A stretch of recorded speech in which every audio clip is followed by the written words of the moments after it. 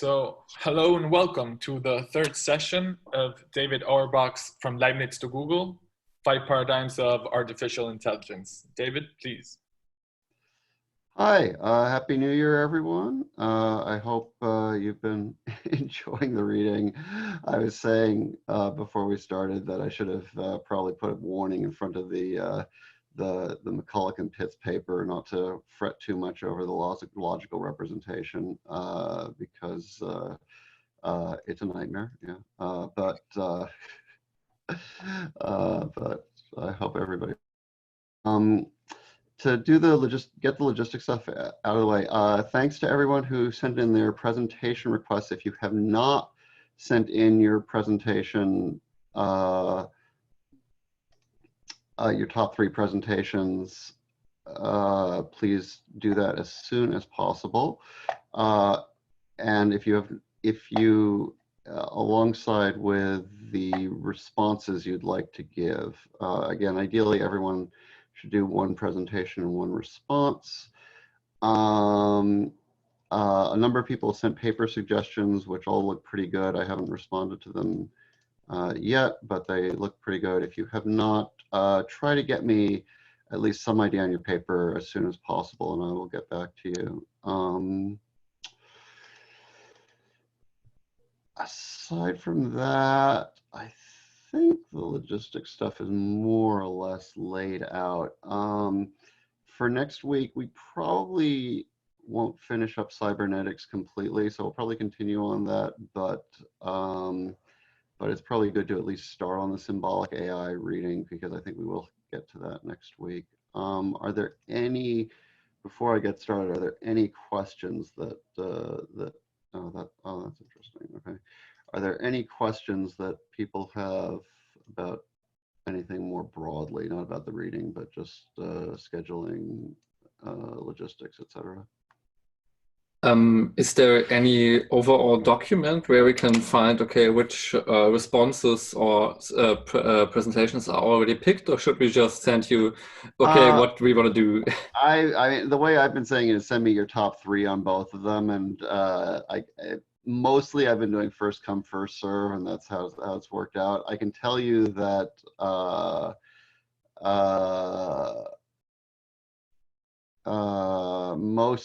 most things are still open, so there haven't been a lot of conflicts. So okay, if people are really concerned, I can put together a spreadsheet.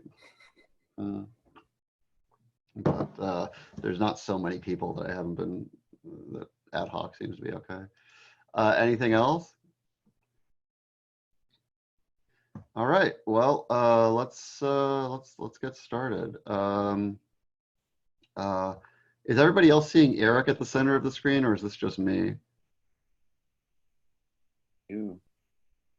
Everybody else is seeing me, huh? You can unpin Eric. Yes. He wasn't pinned. Okay, that's why it's funny. Okay, okay, well, now it's me. Okay, great. Okay, thanks, Aaron. Okay, so we're getting into the weeds here, and because a lot of things are getting thrown into these papers from unfamiliar directions, it's useful to have a question, I think, to orient ourselves around. The cyberneticists seem to have a disjoint set of concerns, and it may be weird to see them talking about logic here, sensory perception there, computers somewhere else, and not hooking them together in any sort of familiar way. And that's actually one of the reasons why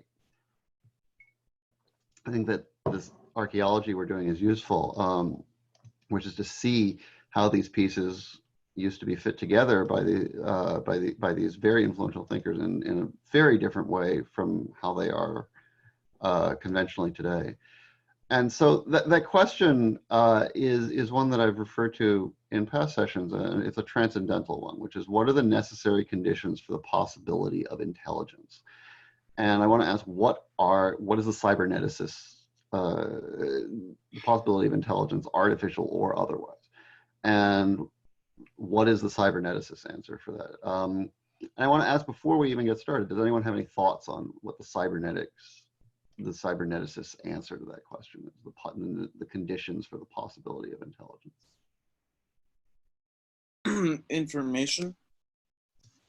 Oh, that's a loaded answer. I like that. But I mean, of course, we have to make a distinction between recursion and sort of the recursion of recursion, which is second order cybernetics, first order cybernetics. But I mean, I'm cheating a bit here because I've a bit more familiar than maybe some other people, so I shouldn't give it away. Thanks. No, that's great. Information, yes. It's great that you said that. In an hour and a half or so, I'll explain why. So, thank you. Anyone else?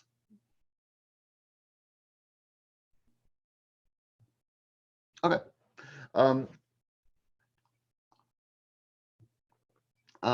Yeah, I just curious, how many people here are sort of familiar with information theory in the sort of Claude Shannon sense?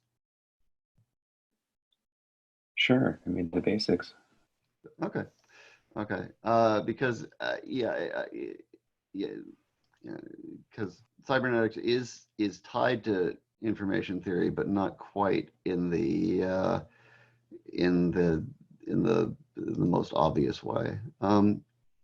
So a bit of scene setting. We are, for the most part, although some of the material dates from the 1950s, the research that's being done here is primarily in the 1940s. We're coming out of the Great Depression, and in large part as a consequence of World War II, there's been an incredible amount of government funding flowing into research institutions and into all areas of science, and specifically in the United States and in England. And one effect of that is that a lot of the theoretical work that's been being done in logic and mathematics and computation decades is being turned practical in a real hurry. I spoke in the first session about the Vienna Circle, the group of analytic philosophers that created logical positivism, and who included Kurt Gödel and Rudolf Carnap. And they, in turn, were an outgrowth of the more general turn towards logic in philosophy that had begun with Frege in the 19th century and continued with Russell and Whitehead's Principia and Wittgenstein and the Tractatus in the 20th century. Beyond Kurt Gödel, you have people like Alonzo Church, who were doing very significant theoretical work in creating the mathematical and logical foundation for computer science. At the same time, there's been a great deal of practical progress in technology and engineering. And you finally begin to see the first real general purpose computers. Last week, we spoke about the unbuilt analytical engine that Charles Babbage had imagined, and Ada Lovelace's programs for it, and her ideas that it could potentially do any kind of calculation, and her stress that such a machine had three key concepts of unity, flexibility, and generality. And remember that word unity. But there wasn't little happened to make anything like that a reality for almost a century. And then in 1942, you get what's generally considered to be the first general purpose computer, the Z3, created by Konrad Zuse, a civil engineer in Nazi Germany. Zuse was not part of the research establishment or the theoretical mainstream. He didn't have a university appointment or PhD, and he was less interested in the theoretical underpinnings of this than the actual business of programming this machine for calculations. And that gets back to the issue we'll see time and time again of the sort of double helix of engineering on the one hand and theoretical computer science on the other, and how they touch only to drift apart again. And for whatever reason, you can imagine, it doesn't seem like the Nazis and the corporations in Germany at the time did all that much with the Z3, and they didn't see how its capabilities could be extended. On the other hand, the Anglo world certainly did. The English created the Colossus, and the Americans created ENIAC, with both of them work beginning in 1943, finishing around 1945 for ENIAC. And even with the war ending, they see the potential, the immense applications of general purpose calculation machines. Alan Turing was heavily involved in the development of the Colossus, which was initially set out with the goal of breaking German codes, if you know the story of the Enigma machine. so in the Anglo world, because of the war, you have a great between theory and practice, and honestly, you can chalk up a lot of that to Turing himself, and almost as much to John von Neumann. Although, because von Neumann was pretty much good at everything, he was initially devoted to work on the Manhattan Project during World War II, and eventually joined ENIAC, the ENIAC project in 1944, and he sketched out what's called the von Neumann architecture, which is more or less the architecture of most computers that have been created since, which posits the computer as the components of a processing unit, a memory store, a program that you input into the computer to be executed, and a control unit that actually does the business of looking at the program and using the processing unit and the memory store to execute the instructions in the program. Again, the Z3 didn't really have much in the way of successors, but ENIAC especially certainly did. And after the transistor was invented in 1947, so that those enormous vacuum tubes could finally be deprecated, you suddenly had the possibility to create very quickly increasingly powerful and far more compact computers. And the Cold War ensured that the research money from the government kept flowing into universities and companies that were investigating those possibilities, both theoretically and practically.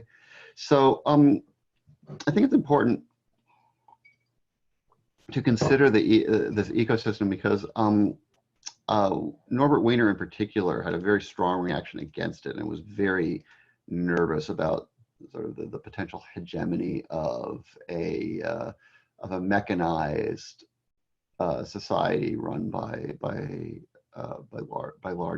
large entities, which is ironic because, of course, he was a product of that environment. But I think he saw the realm of scientific research, of pure research, and I guess liberal humanism, whatever, as being increasingly encroached upon by military industrial complex or what have you.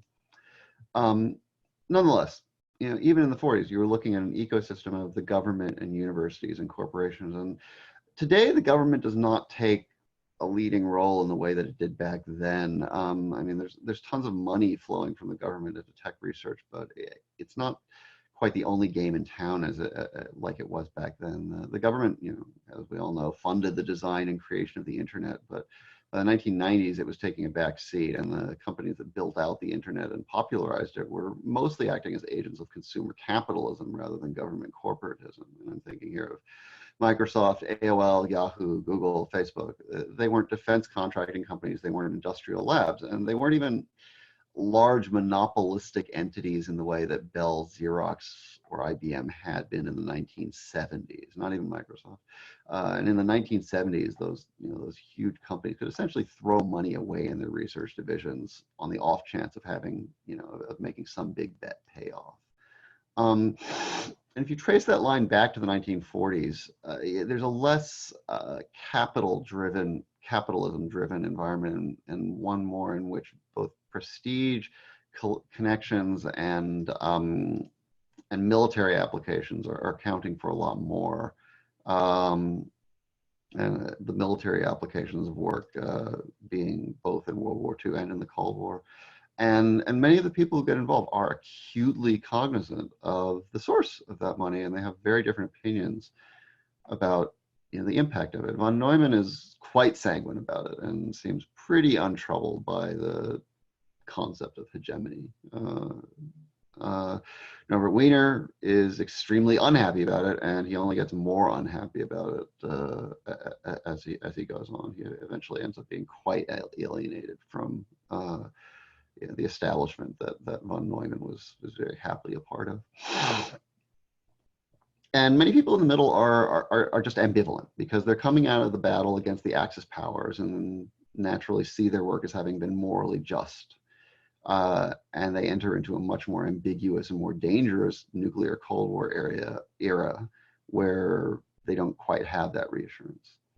And so against that backdrop, cybernetics emerges as sort of a side growth to all these developments, because it's an interdisciplinary field and has some quirky personalities. And McCulloch was sort of a vaguely a California type hippie, but Norbert Wiener was equally eccentric. He was a child prodigy who had gotten his PhD at 18 from Harvard, and apparently doesn't work well with others on his report cards quite often.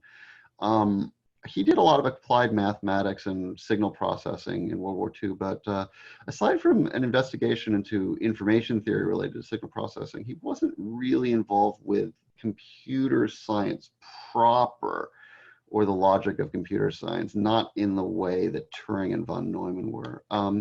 Wiener coined the term cybernetics in 1948, but that's a bit after the fact. It's a bit of after the fact nomenclature for the work he'd been doing with his research group at MIT, which included Warren McCulloch and Walter Pitts, and their paper really is what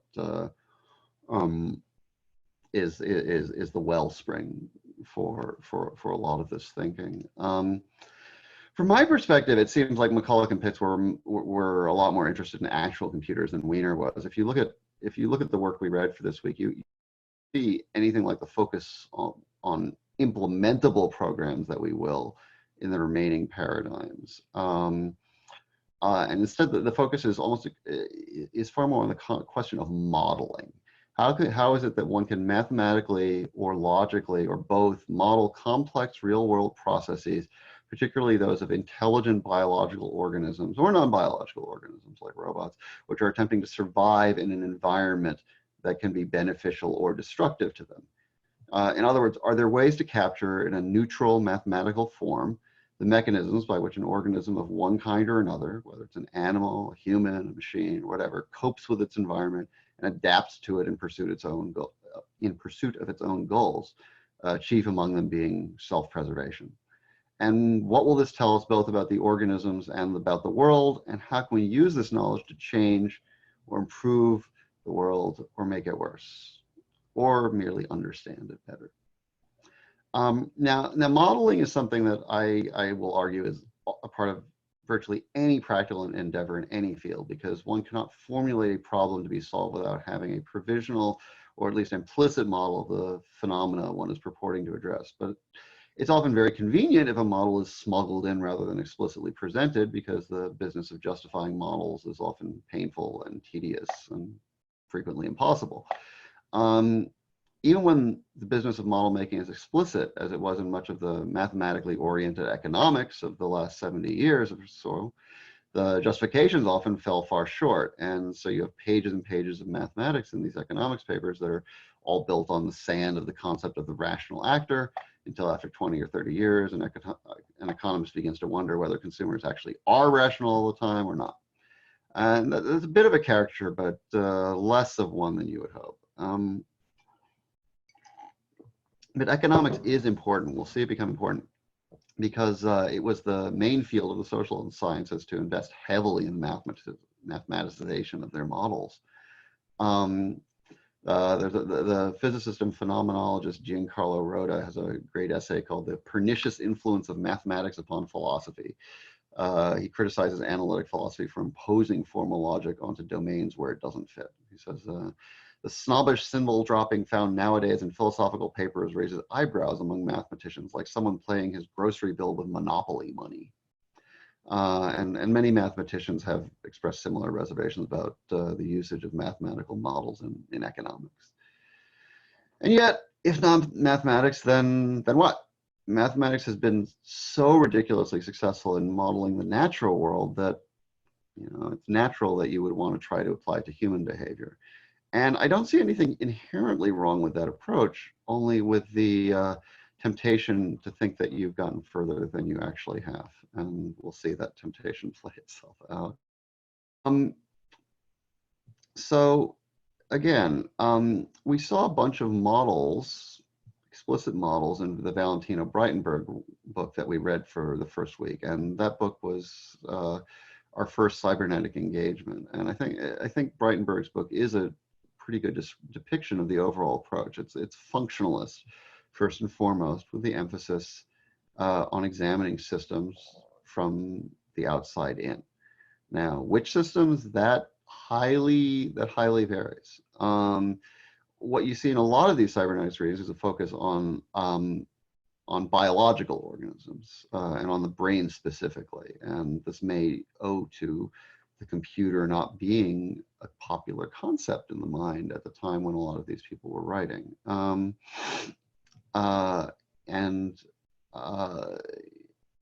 you see a lot of focus specifically on the neuron and that level of biology. McCulloch also brings in this curious concept of the psychon, which Margaret Bowden speaks about, but I think she actually may overstate its importance a little. I think it was a useful abstraction tool for saying, well, we have this physical neuron, so we could abstract over the neuron in terms in order to model psychological behavior if we want to get away from the problem of there being so many neurons in the head. But I think even McCulloch acknowledged that that was a very, very provisional and speculative tool. And that in the historical readings themselves, the excitement is primarily around the neuron itself. So the 1943 paper, McCulloch Pitts, which no one was willing to sign up to present, which I understand. It's fascinating in that it comes before the creation of these general purpose computers, but after the formulation of the foundations of computational theory, and specifically after Turing's theory of computation that he set forth in 1937 of universal computation and the Turing machine. So while the McCulloch and Pitts paper seems to be very concerned with the brain activity and logical representation of that brain activity, there's a certain theoretical feel to it because there isn't this background of how such logical representations could be engineered. So you have this paper before AI that doesn't quite seem to be about AI in the sense that we know it, and yet after you read it, it really doesn't feel like it's about any. You feel that it is completely about artificial intelligence. I'm sorry, I caught one of. I don't know if anyone else has been in the New York area about this nasty cold that's going around. That's like congestion city, but. So bearing this out. Anyway, the way the brain is set up is you have this huge interconnected network of neurons, and they are connected to each other through synapses. And none of the readings spend too much time stressing just how many neurons there are in the brain. The human brain has on the order of 100 billion neurons, with 500 trillion synaptic connections between them. And I believe this makes the human brain the single most complicated thing in the known universe. And there's a little leap of faith involved here, from the theoretical modeling of a handful of these neurons to the feasibility of actually implementing a scale model of the brain. And this even continues today. There's a research project called the Human Brain Project that has been trying to replicate the physiology of the brain or simulate it, and is also running up against the problem of just how absurdly complicated the brain's microorganization is. And even if you can get the actual physical apparatus model, the interactions that are performed in it are possibly an even greater challenge. But on the other hand, the individual neuron is blessedly simple. And one of the things that Wiener and McCulloch and the others all stress is that the synapse is binary. In other words, it's either on or off. It has some threshold beyond which it is activated from its inputs, and it fires after being activated. It turns on and fires through its synapses into other neurons. To put it another way, if the synapse is going into a neuron, push it to a certain point with a certain threshold of electrical nerve potential, then the neuron fires into its outgoing synapses, into other neurons, which may get activated, and so on and so forth. This is, before we go on, this is clear to everyone? Jamie, I just saw your point. Yes, von Neumann gets to it, and actually, that's a very interesting point that I'm going to be speaking a lot about later. He hedges a little, but yes, that's very true. The basic neuron setup is clear to everyone here. Okay, great. The point anyway is that at any given point in time, a synapse is either on or off. And to McCulloch and Pitts, this is a very exciting thing because here in the control center of an organism, you have constituent pieces that can be isolated and identified as being in only one of two states. And I should say that there's some dispute as to whether the neuron actually is that simple, even from a functional standpoint. My friend Claudia was telling me about this. And even McCulloch and Pitts say that they're not trying to model the neuron or its networks in all its complexity on page 101. They're stressing that they've got a model that is formally and functionally equivalent, and that's valid. And the brainstorm is that the two states means that we can apply a logical calculus of Boolean binary values to it. The binaries of true, false for logic, on, off for electrical current, 1, 0 for binary numbers, and anything else you care to apply. The way McCulloch and Pitts put this is at the bottom of page 100. The all or none law of nervous activity is sufficient to ensure that the activity of any neuron may be represented as a proposition. In other words, a logical proposition of the sort that Frege and Russell and Whitehead and the Vienna Circle perform complex logical operations on. That is, that the neuron is now part of that. The neuron effectively acts as, can act as a constituent component of those sorts of propositions. And from there, McCulloch and Pitts show how you can implement the main logical operators such as not, or, and through neurons. And those are the diagrams that are on page 105, where neurons are portrayed as implementing logical operations in the same way that the circuits used in mechanical and electronic computers do. And from there, McCulloch and Pitts conclude the neurons of the brain can be modeled through a logical calculus. In other words, however these neurons are interacting, logical calculus is sufficient to represent how they are interacting with one another. So the brain, therefore, is a functional series of states that can be captured in some sort of complete finite. The paper is McCulloch and Pitts 1943, a logical calculus of the ideas immanent in nervous activity.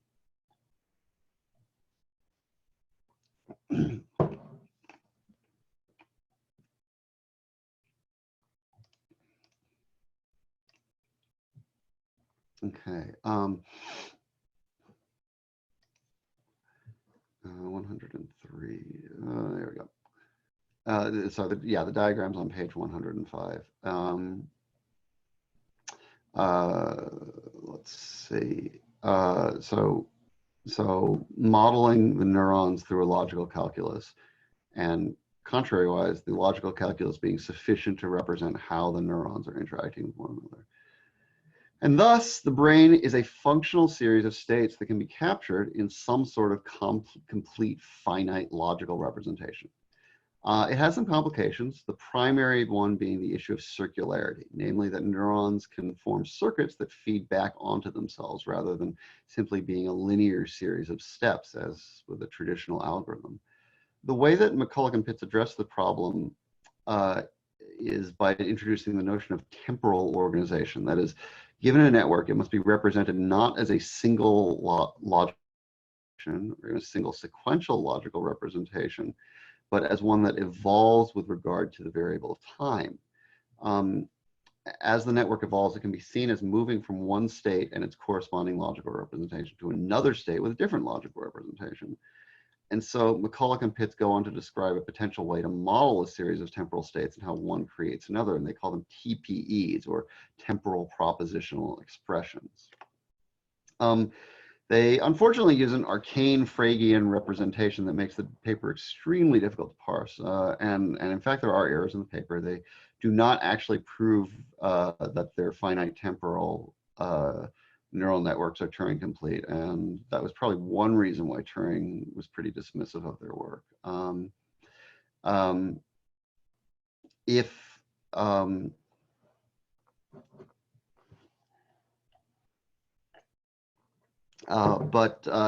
here's where von Neumann comes in. Von Neumann read McCulloch and Pitts's paper and was very much interested in it. And it's hard to say if it impacted his foundational designs of computer architecture. He was certainly in it. It was in the back of his mind, and the emphasis on the temporal order was certainly must have been in the back of his mind. But I don't want to overstate that link. But von Neumann was taken with the work and virtually paraphrases them at points in the general and logical theory of automata. Von Neumann seems very thrilled with the notion that we can now have a precise, finite descriptions of the workings of the nervous system. And because of that, I would like to now move on to the presentation on von Neumann from James. Okay, in one moment, I will share my screen.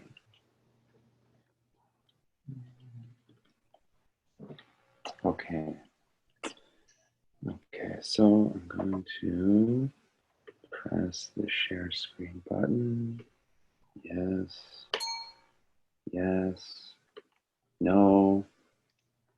Yes. Oh, perfect. Awesome. Okay. Okay, everyone can see? Yep. Yes? Anyone?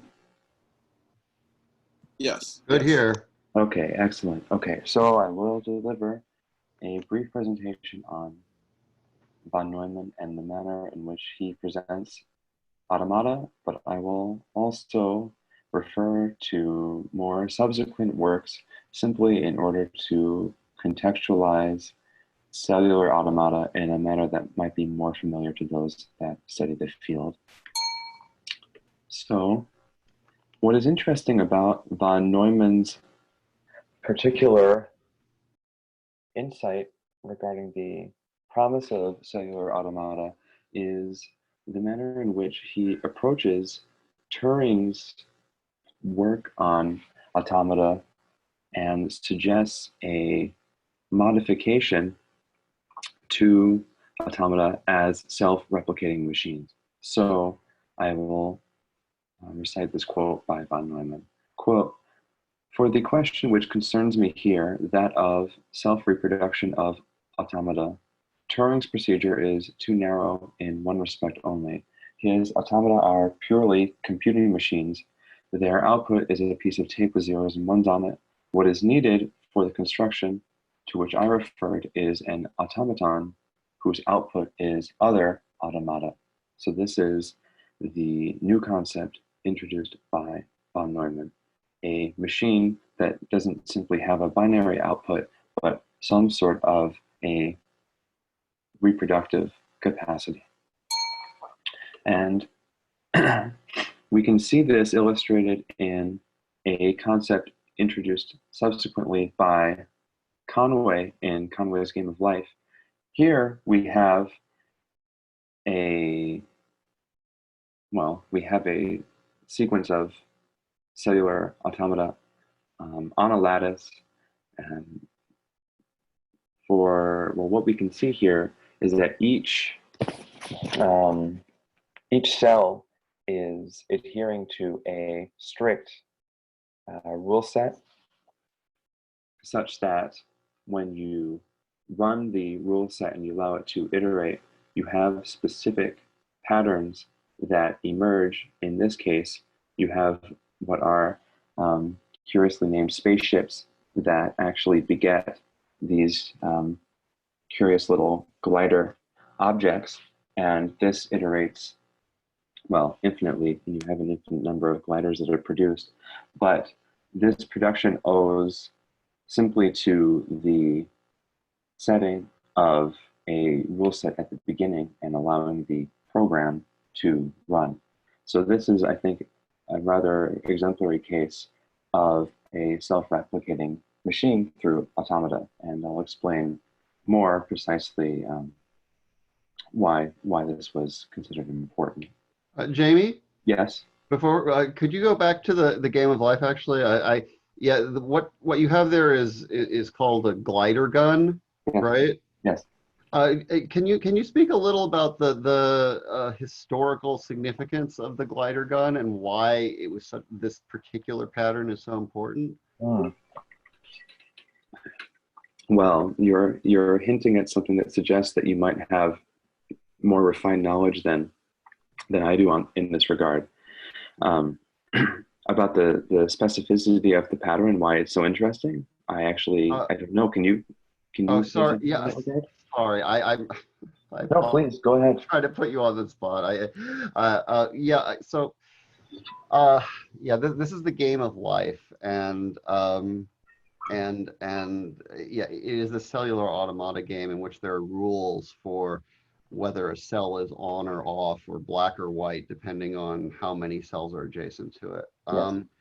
And the glider gun, this was people were searching for a pattern like this. And by a pattern like this, I mean a pattern that is stable. In other words, the pattern at the top, which is going to go on forever, which shoots off these things called gliders that are going to the bottom right corner infinitely. And the key thing about this pattern is that it is guaranteed never to repeat itself.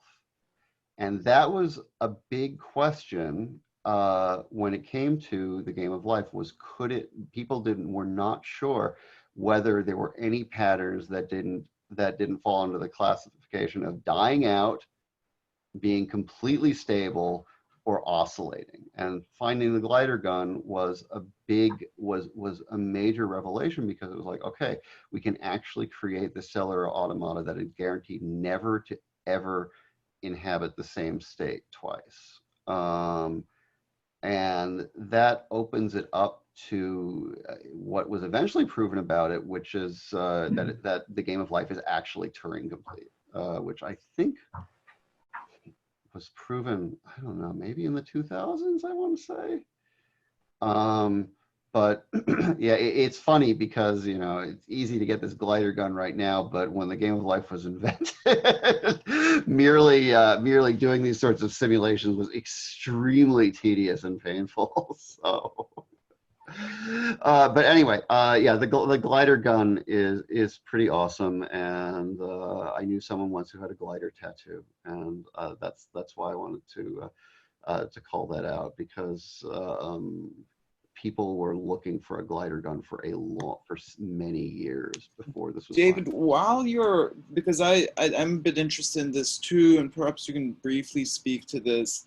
I'm a bit familiar with this game of life from a book that Jesse Perica wrote called The Spam Book, and in there's this mention that there was, at an A-Life conference in 1987, a team of scientists led by Steen Rasmussen appropriated and rewrote this game, similar to a game of life, into self-producing cellular automata. Such experimental systems were created.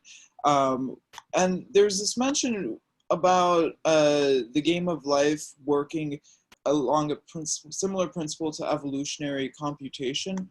I don't know if you agree with this or not, but could you expand a bit more on why there's this parallel, perhaps? Oh, well, I don't know the presentation to which you're referring, so I mean, I could look it up and my response. I guess I would say the disjunction seems to be that evolutionary computation involves a principle of selection, which I guess could be applied to the game of life, but offhand, I'm not sure. Can you tell me more about where I mean, I would assume the principle of selection's parallel here would be the black versus white, no?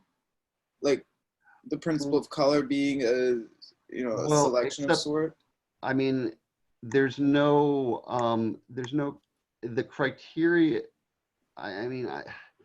Perhaps in the loosest sense, it's just the criteria for whether space is black or white is set out explicitly as a rule at the beginning, whereas in evolutionary computing, a lot of the challenge is in figuring out what the selection criteria should be. So, I mean, there's an analog there, but I'm not seeing, I don't grasp what the significance. The statement that the author makes is, instead of attempting to destroy one another, the programs interact according to what Rasmussen later calls artificial chemistry, and an essential component of this guy Dewdney's game. It's this executable file called Mars Memory RI Red Code Simulator. And there's something called short pieces of prebiotic code or instructions that are fed through a simulator, and then pieces are processed by a simple set of rules. The hope is that stable blocks of code constitute computational organisms, and so on. Right. But I mean, I wasn't very familiar with that. I thought if you were, because this seemed like interesting. Anyway. Well, I mean, the thing is about cellular automata is, I mean, I suppose you could view it as some sort of an interplay between these white and black cells, but that's not really what's at play. Rather, you have to imagine a lattice of cells that are really neither black nor white before they're programmed, and then they're issued a kind of rule, and I'll get to that in a moment, which is usually some sort of a modular algebra, and then that determines for each cell whether it is activated or deactivated. And that's the way that I prefer to look at this. So even though you can see the A-life at play with, in this case, these black cells, you have to still imagine that this is a lattice of cells, and the actual, in this case, kind of genetic instructions are being given on a cell-by-cell basis, so that these cells are obeying rules that determine whether they are black or white. It's not the case that you have black cells that have their own genetic rule and white cells that have their own genetic rule. And to defend the author, I mean, I think that that's what they were saying. Like, I think what you just said is why they consider it to be a principle of selection, because there is a pre-black, pre-white, pre-decision. But anyway, I'll shut up now. Well, I think that there's something. Well, okay, let's go to the next slide. Okay. Well, thanks for indulging. Thanks for indulging me there. Actually, I wanted to say one other thing, which is what's interesting with the gliders is that if you were to treat, because the way that this modular algebra works, there is a finite neighborhood for each cell that is relevant to its own modular algebra. You can view this as a kind of group or neighborhood that does have certain invariants to it, but it is kind of moving across a field. Now that is maybe a kind of tricky way of me trying to point out that there is a kind of consistent pattern, but I think what you were alluding to, David, is that even though there is pattern consistency, these little gliders are still motile, and so the point that you were saying, your point that you're saying is that they're not oscillating like a blinker would. Right. That given that you are given that you're on an infinite canvas, yes, you're always creating more gliders. If you look at the entire infinite canvas, you literally will never see the same pattern twice. And it was not at all clear because given how simple the rules are, it's quite remarkable that you could actually engineer something that would then produce a sequence that never ever repeats. Right. Now, whether or not it's actually tenable to presume an infinite canvas is another question. Later models that I've seen with cellular automata, they usually put the lattice on some sort of a topology like a torus, in which case, I guess you could have an infinite torus. But okay, nonetheless, we'll move on. So how this relates to some of von Neumann's other work, I mean, I think most immediately the idea of the self-replicating machine, the notion of the universal constructor, which, so we see the way in which this larger spaceship kind of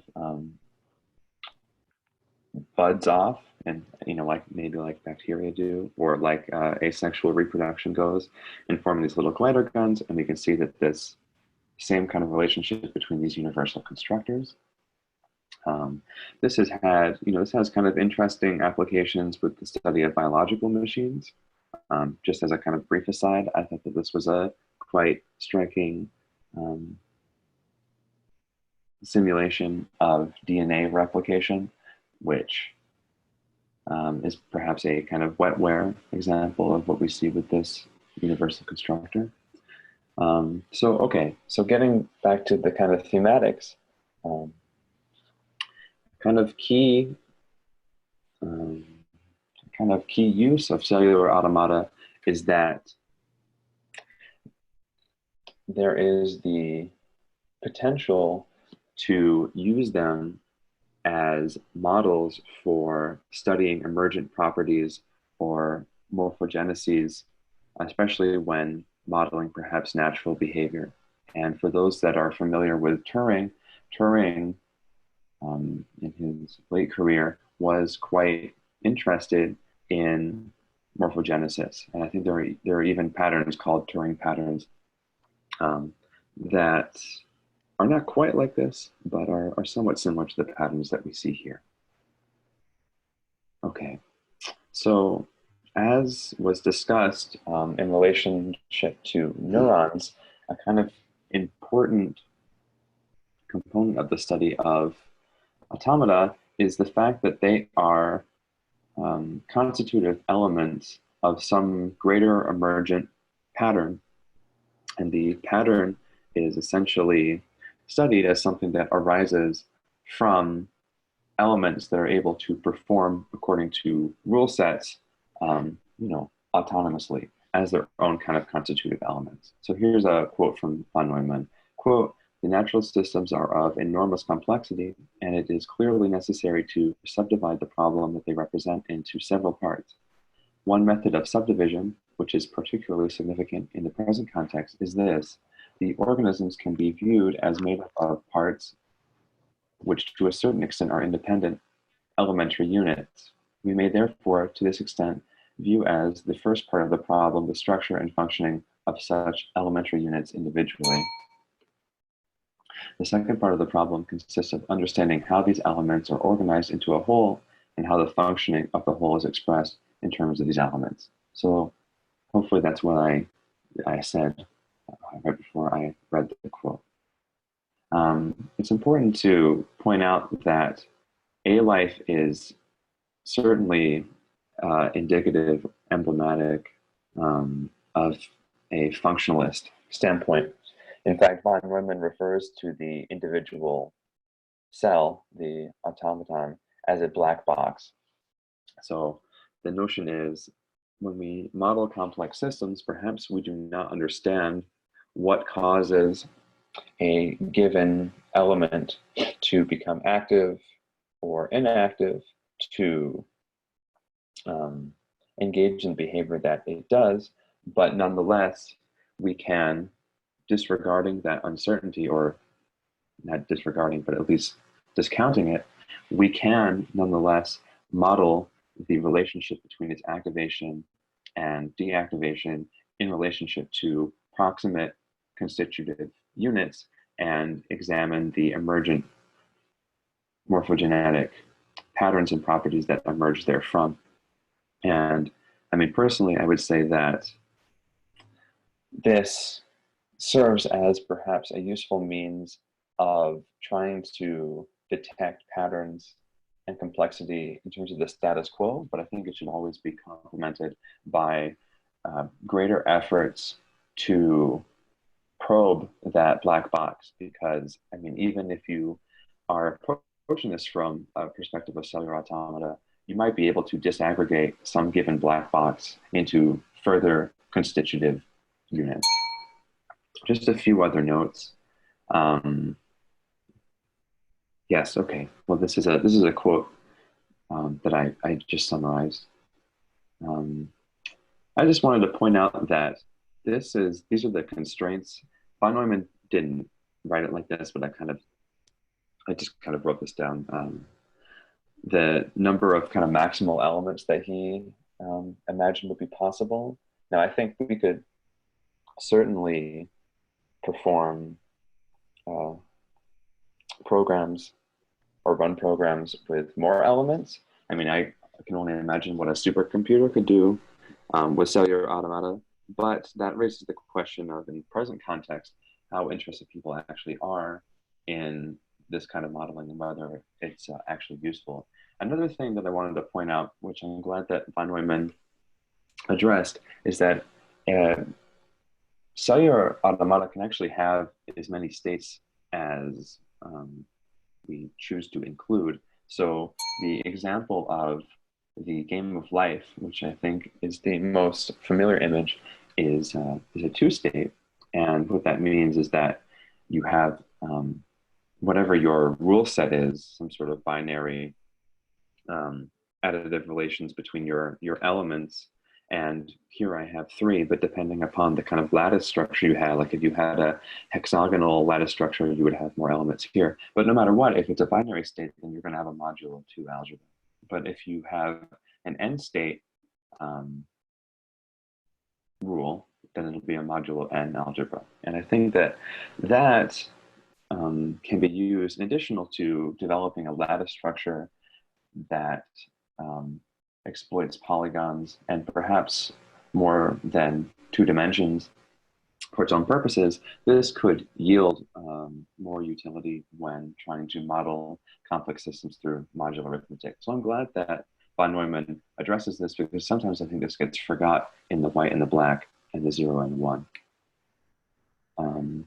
Von Neumann addresses a couple of limitations. He says that there's a lack of a logical theory. And I wonder if Wolfram's a new kind of science and the study of morphogenesis and also the inclusion of modular arithmetic does resolve, perhaps, at least in part, this lack of a logical theory, as well as what he regards at the time as probabilistic characteristics. So rather than rounding off in terms of probability, a modular arithmetic, well, it will tame inputs according to a different operation, not a rounding operation or a probabilistic one, but a modular one.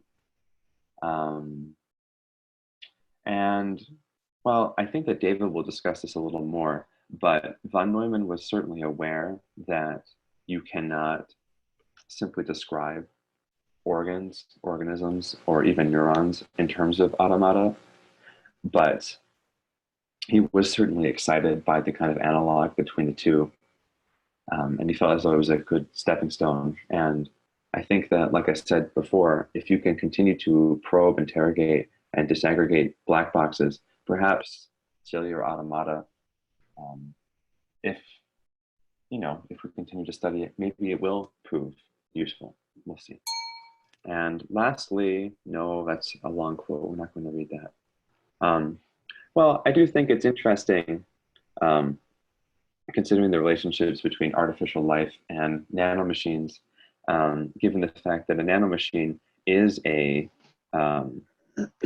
does present quite a bit of disaggregation to the extent that you're taking constitutive elements at an increasingly disaggregated and small scale. And one thing, okay, I guess I will return to this quote. One thing that von Neumann is especially concerned with is error correction and the ability of organic tissues and biological systems to repair themselves. And he feels as though computation at the time in the 40s and the 50s was not very resilient in this regard, because it was composed of very clunky machinery that did not have proximity, density, nonlinearity, or complexity. And I think that the case of the nanomachine, there is proximity, there is density, there is, well, whether or not there's nonlinearity will depend on the actual architecture. But we can see why in sci-fi works such as Metal Gear Solid 5, there is a kind of preoccupation with nanomachines as capable of repairing the human body. Okay, I think I should end my presentation with Metal Gear Solid 5. Really enjoyed this. That'll be fine. Okay, thanks everyone. Thank you very much, Jamie. That was great. Great slides yes. too. Everyone should watch the end of Metal Gear Solid 2. What's his name's big speech? Holds up pretty well. Thank you. That was great. I would like to, since we're on the subject of life, I would like to share something that I think it's best presented without any further comment. So can I share my screen here? Yeah. Let's see if this works. Okay, here we go. Let's see. Everybody got my screen? Yes. Yes. Okay, here we go. This is life right here.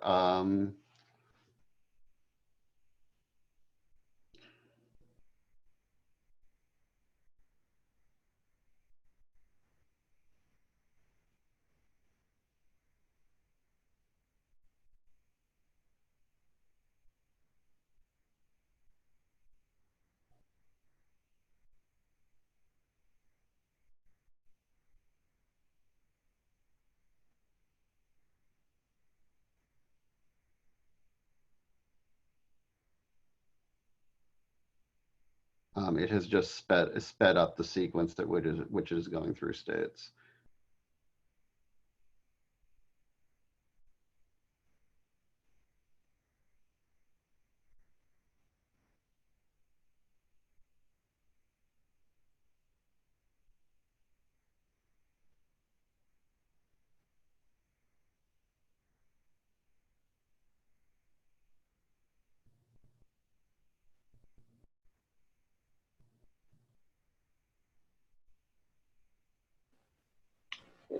Wow.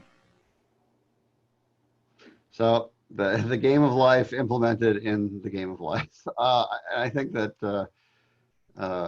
let's see. Wait, how do I? Where I can stop sharing my screen? Yes. Wait, what's going? I think that if you look at, like, you have to move your mouse a bit, and then in the It should be at the top, actually. Oh, there. Yeah. You know where it is? It's right under the part that my webcam is covering. So there we go. Okay. Right.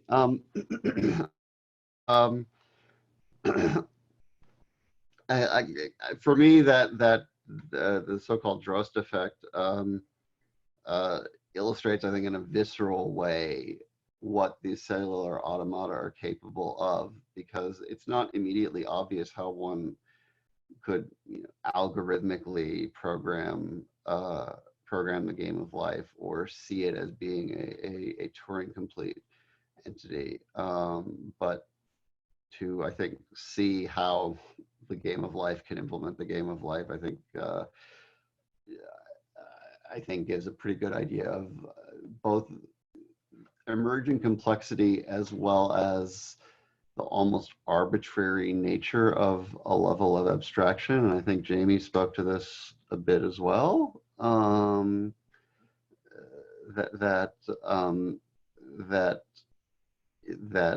at a certain micro level, the macro level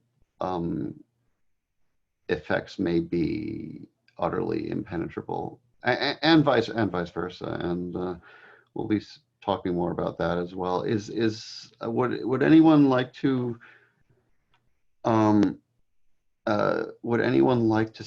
respond to Jamie's presentation? Any comments? I just have a question, no real response. And I know I asked this question in the first session already, but it's about what actually is meant with functionalism here. Like, yeah, basically it's this question, and how can one justify the ability of abstracting a function from a thing itself or a process, and that this function can be realized in different right. Yes, basically it's all the talk about functionalism, but I think at least it's not clear to me what this actually means. let me see. Well, were you looking for a definition or for an explanation of functionalism in a particular context? In our context now.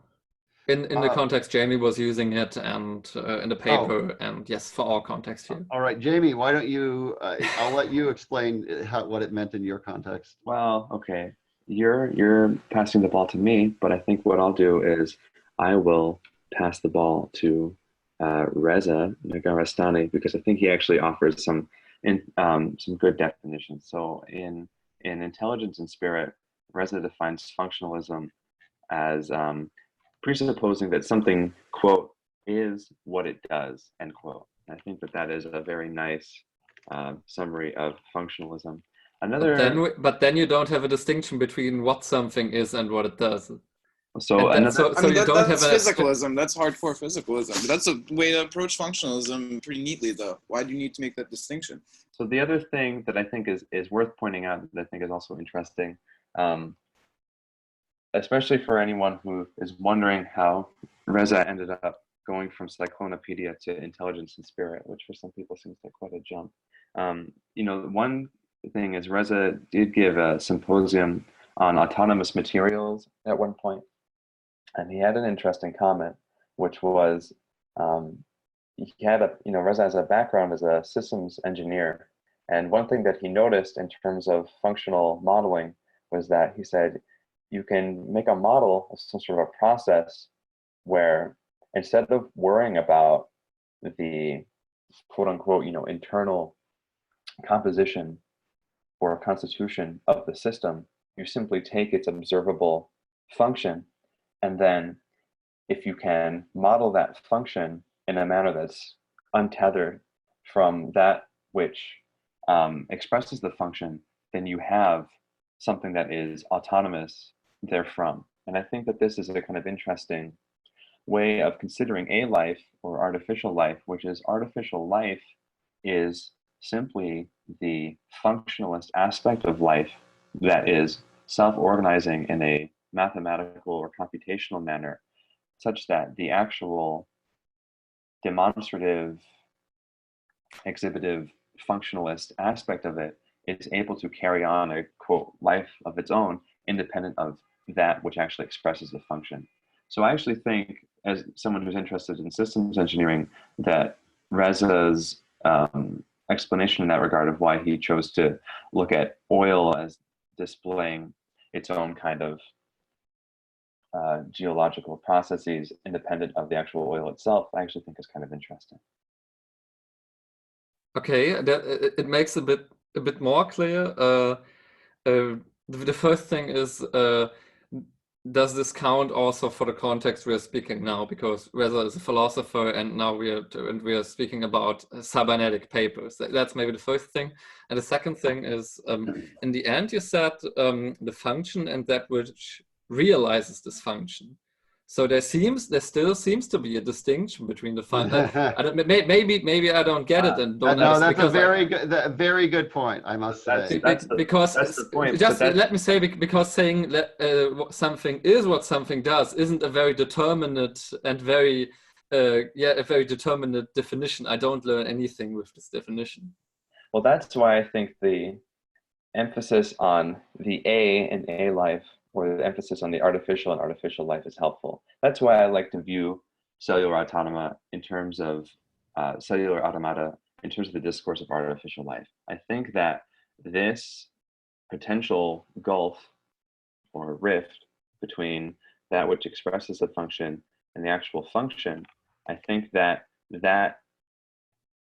divide, that distinction, is nicely acknowledged and articulated in the term artificial life, actually. And I think that it's nice to view artificial life as the capacity for functionalist modeling to itself take on forms that are seemingly, in a morphogenetic sense, exhibitive of certain biological properties.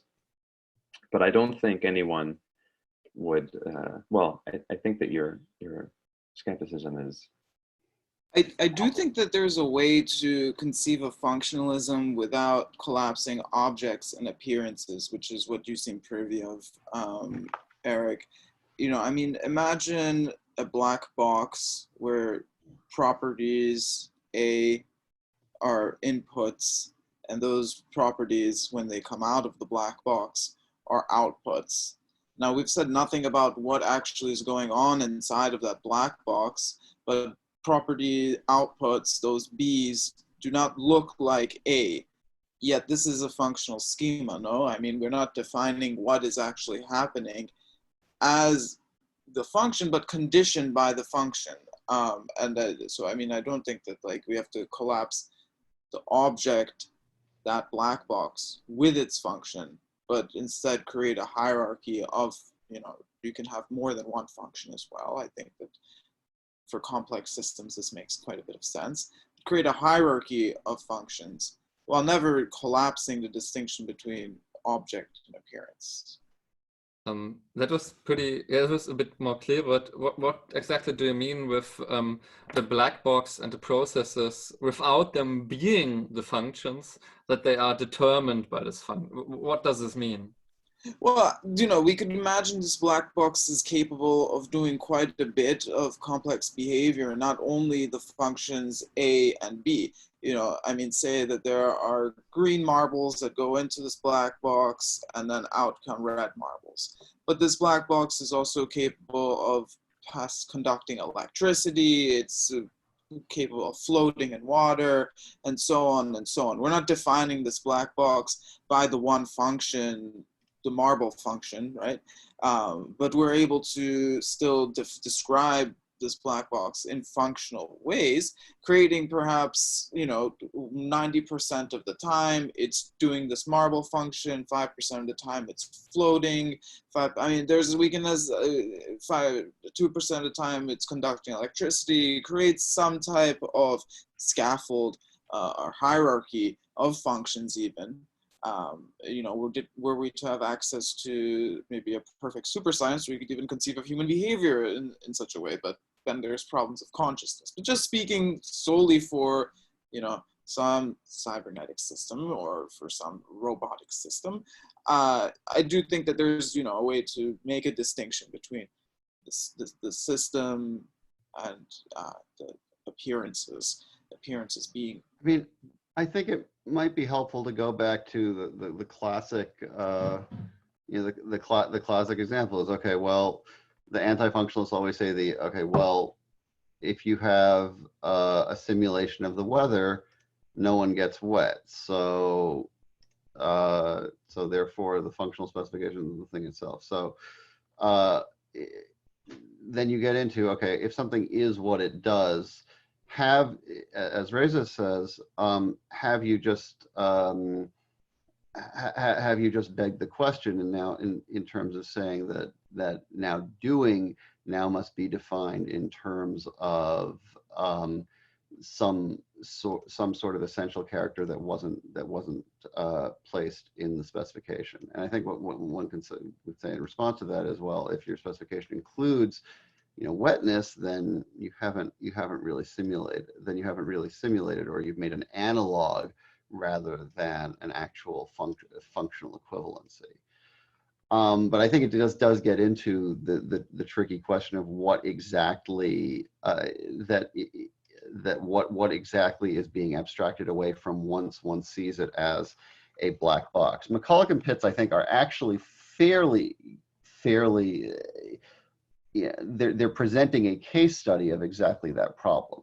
That, okay, well, they're not going for an equivalence in terms of the biology. They're not even going for an equivalence in terms of the organization. What they're looking to do is create a logical equivalence of function in terms of, if you specify inputs and outputs to these systems, can you replicate that? And those inputs and outputs, in as much as they are specified physically, have to entail things like wetness. But so that, I think, at least answers the simulation question. But as far as the doing, it's saying, okay, well, we're going to basically draw a box. We're going to draw some box somewhere. And the great difficulty for functionalism, I think, has always been, where do you draw the box?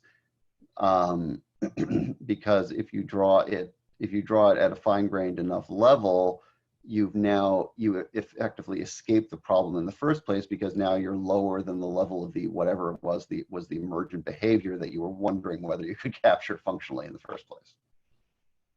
So I think in the question that Eric is answering speaks to a fundamental ambiguity in the discourse around functionalism itself, which is, what are the limits on which the functionalist paradigm can apply in the first place without it sort of running up against problems of emergence versus reductionism.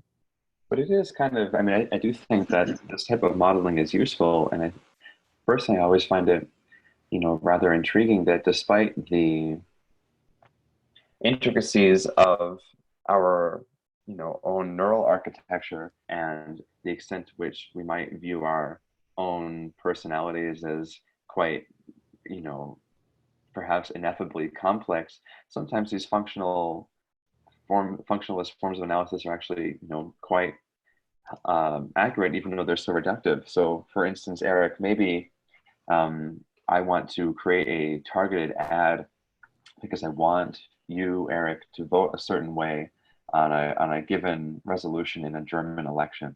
And now you're a black box that can either vote yes or no. And it might be the case that if you're bombarded with propaganda that suggests that you should vote no on a resolution, then now you're just a tile and your entire neighborhood is black.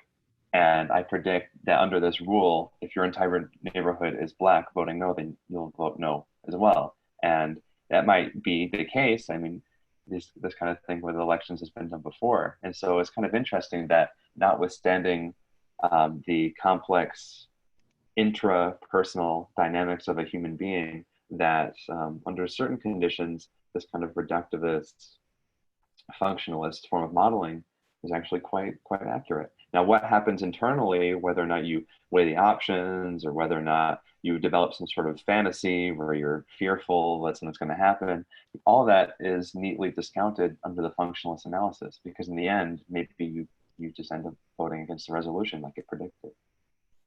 So could we maybe, in the Wiener piece, there also was a reference to behaviorism. And this sounds a lot like simply behaviorism. But just behaviorism is just psychology, but like that behaviorism would be okay, we don't look at any internal mental episodes, just as behavior that is observable, what is input, what is output. Like that behaviorism would be a psychological instantiation of functionalism. I think that that's not unfair to say. I think that the functionalism is something of an abstracted behaviorism. That behaviorism is very explicit around we're going to draw the box. And I think the failings of behavior show up because it's simply too coarse-grained a box. You can't. You have to start postulating the innards of the black box before you can actually nail down a specification of that thing. But I think, but in terms of the approach, like I said, I think seeing functionalism as abstracted behaviorism, or behaviorism as a specific application of the functionalist paradigm, is fair. Okay, yeah. I was, maybe my general question was more like, okay, yeah, like what does functionalism actually mean, and how is it justifiable apart from just, okay, in the pragmatic research process, we see functionalism works, right? And justification in principle. The one thing that I think we can bring into this, I hope it makes it clear, is that you're looking at causal relations between entities. And again, in behaviorism, the cause is, okay, well, you did something to the organism and you saw how it behaved. But what you're saying is, okay, well, we have these constitutive components. Each constitutive component is treated as a black box, but what it is captured by the cause and effect relationships between those components. And as long as those cause and effect relationships are invariant, whatever is inside an individual component can be ignored. I don't know, does that help at all? I think I'm not so sure, to be honest, but yeah. I'm sorry. I basically thought that functionalism doesn't really apply the concept of causes and just function. That was a little bit counterintuitive for me. Is anybody? Yeah. Sorry. Go ahead. Is anybody familiar with the distinction between functional dynamic and the structural programmatic viewpoints of like causality and the way that a lot of like behaviorism studies are set up, how they're usually structural programmatic, where they assume three separate processes between like a sensation, an idea, and then a response. Because the opposite of that, which kind of has its roots in John Dewey's work with the reflex arc, is a functionalism that I think is helpful here, because the functional dynamic stance, it's anything but reductive, in the sense that it always sees the inner idea and the response and the stimulus as kind of co-constitutive parts of coordination. So they talk about the activity as being a coordination between what is really there. What is there is just hierarchies of coordinations, rather than like a thing, a black box making a response. You just have hierarchies of different abstractions of coordinations. For instance, you have like the regular structural programmatic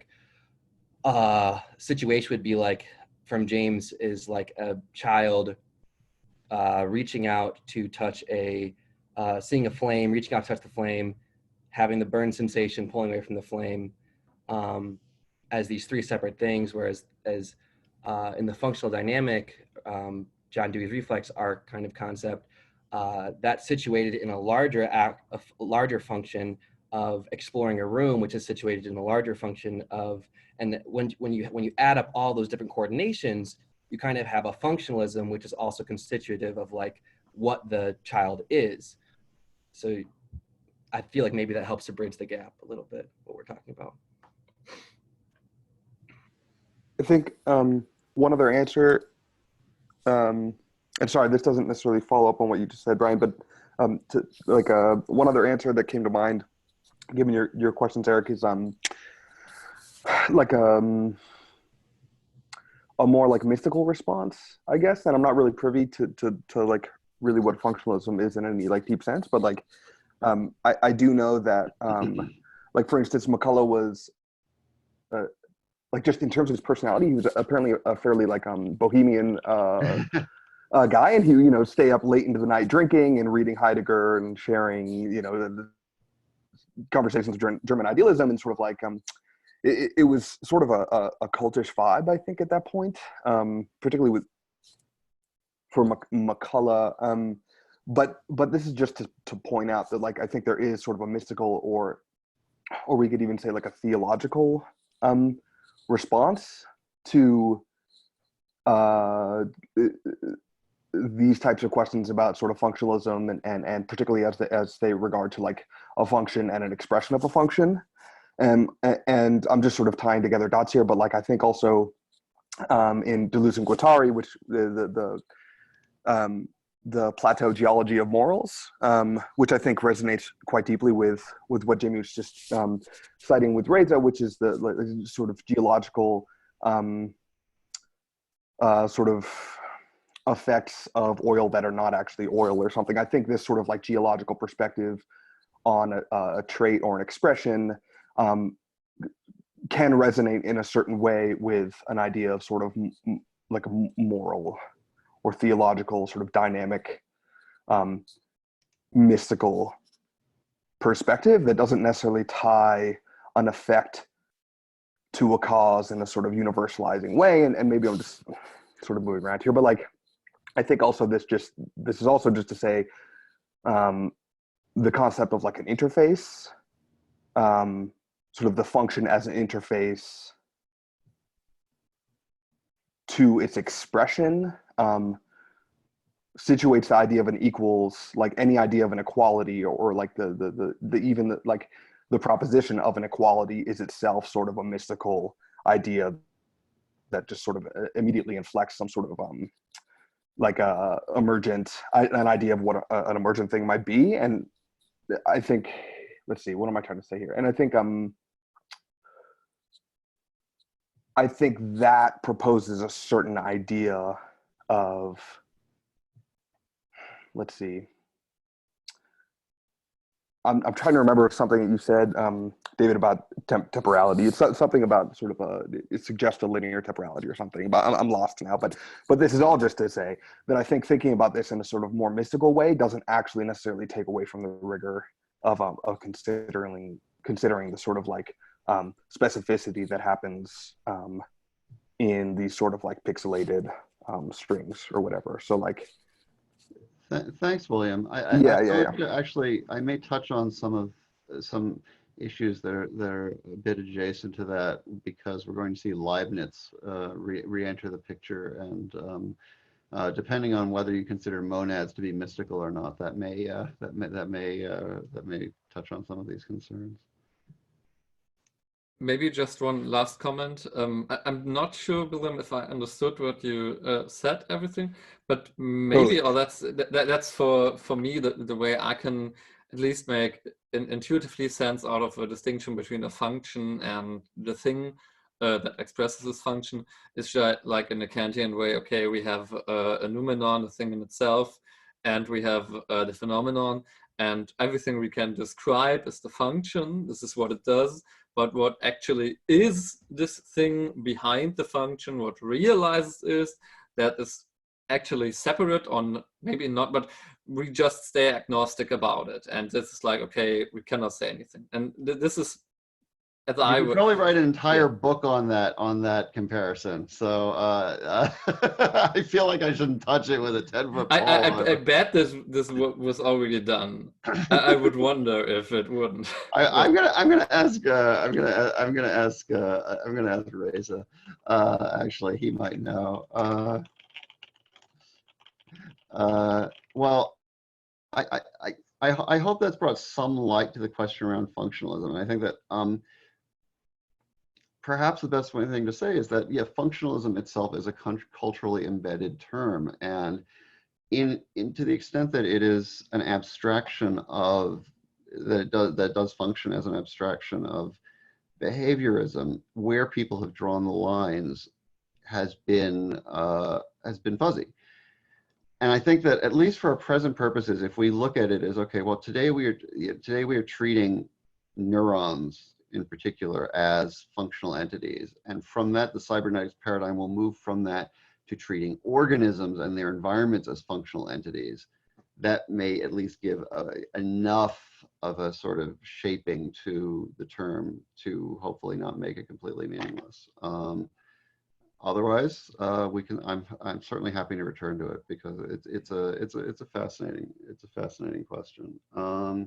Maybe I just lied, because I just have a final comment. Maybe could one maybe say that functionalism is at least an anti-essentialism? Yes. It doesn't define things according to their essence. Yeah, according to unchanging properties. That is certainly true. And actually, I was debating whether to read this or not, but there is a fantastic quote from Galileo that in many ways elucidates a certain functionalist paradigm. Let me find it. Now that If quickly I can just mention, Eric, that's actually what William Ross Ashby says in an introduction to cybernetics. He says, cybernetics is a deontologized and functionalist theory of machines concerned with behavioral epistemologies rather than ontologies. Okay, that was useful. Thank you. Here is, yeah, this is pretty great. I'll read this. Okay, this is from Galileo's essay on sunspots from 16 something, I don't know, 1607. In my estimation, we should not totally refrain from the investigation of things, even if they are very far from us, unless we have first decided it is best to postpone any speculative activity to all other occupations of ours. The reason is as follows. Either we want by theorizing to try to penetrate the true and intrinsic essence of natural substances, or we want to limit ourselves to gain information about some of their properties. As for trying to penetrate the essence, I regard it as an undertaking and a job no less impossible and useless for the case of nearby elementary substances than for the case of heavenly and very remote substances. I feel equally ignorant about the substance of the earth and the moon, of terrestrial clouds, and of sunspots. For understanding these nearby substances, I see no other advantage than the abundance of details. But these are equally not understood, and we keep searching through them with very little or no gain. If I ask what is the essence of clouds, and am told that it is a humid vapor, next I will want to know what vapor is. Perhaps I will be told that it is water rarefied by the action of heat and transformed accordingly.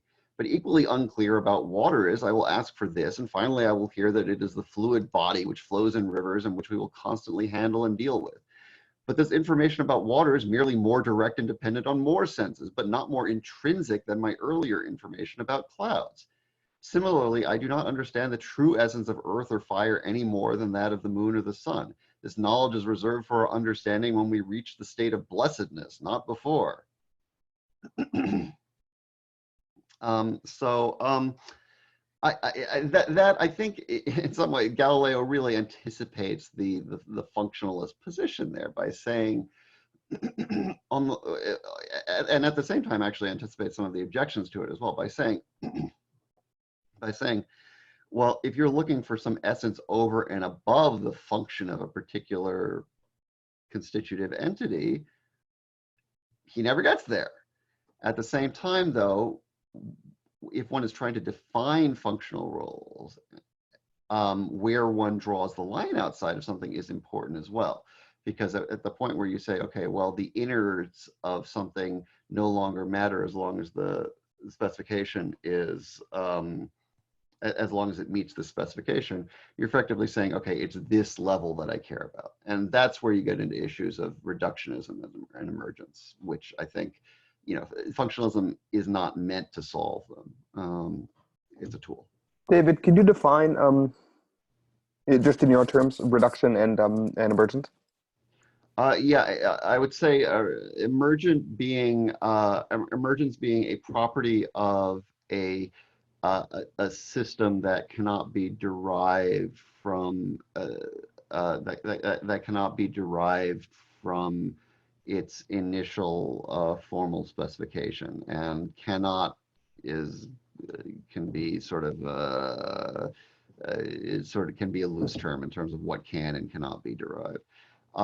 And reduction saying that that the function, in contrary wise, that the function of a system can be entirely captured by its description at one particular level, specifically micro level of its constitutive components.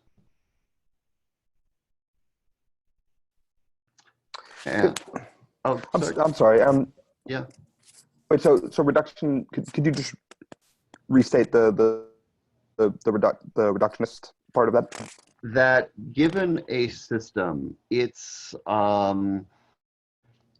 function and or nature or what have you can be entirely captured through a specification and understanding of its constituent elements on some lower level, in that we could say that, say, how whatever it is that everything about water can be captured if we were to model the molecules of H2O moving around and the atoms within them. Or, everything about how a molecule of H2O works can be captured by modeling the three atoms that compose it and their interactions. And those atoms can be entirely captured by subatomic particles and so on and so forth. Those are reductionist moves. And would you say that an emergent and a reductionist position are both ways of viewing the question of cause and effect? Yes. Cause and effect have very important roles to play, because what you're effectively saying is that reduction takes the position that you can get all the cause and effect relations through the lower level. And what emergence says is that in some significant way you can't. You start getting relations, cause and effect relations being one type of those relations that you can't ascertain, obtain, whatever from the lower level model. Mm-hmm. Okay, thank you. Okay, and on that note, I would like to take a little break before we return to von Neumann and move on to we still have, I think, a response and a presentation, and Laura, and here's hoping we can get back to it. So why don't we just take 5 minutes in the hopes of covering as much ground as we can. Good. Okay, thanks.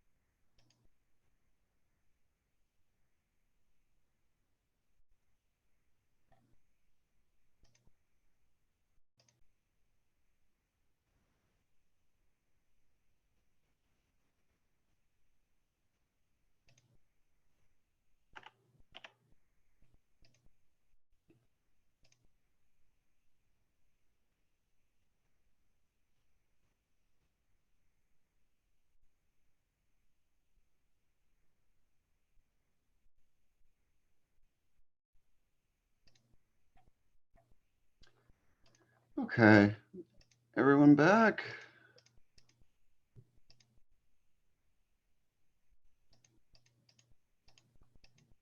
Some of us. Some people. Okay.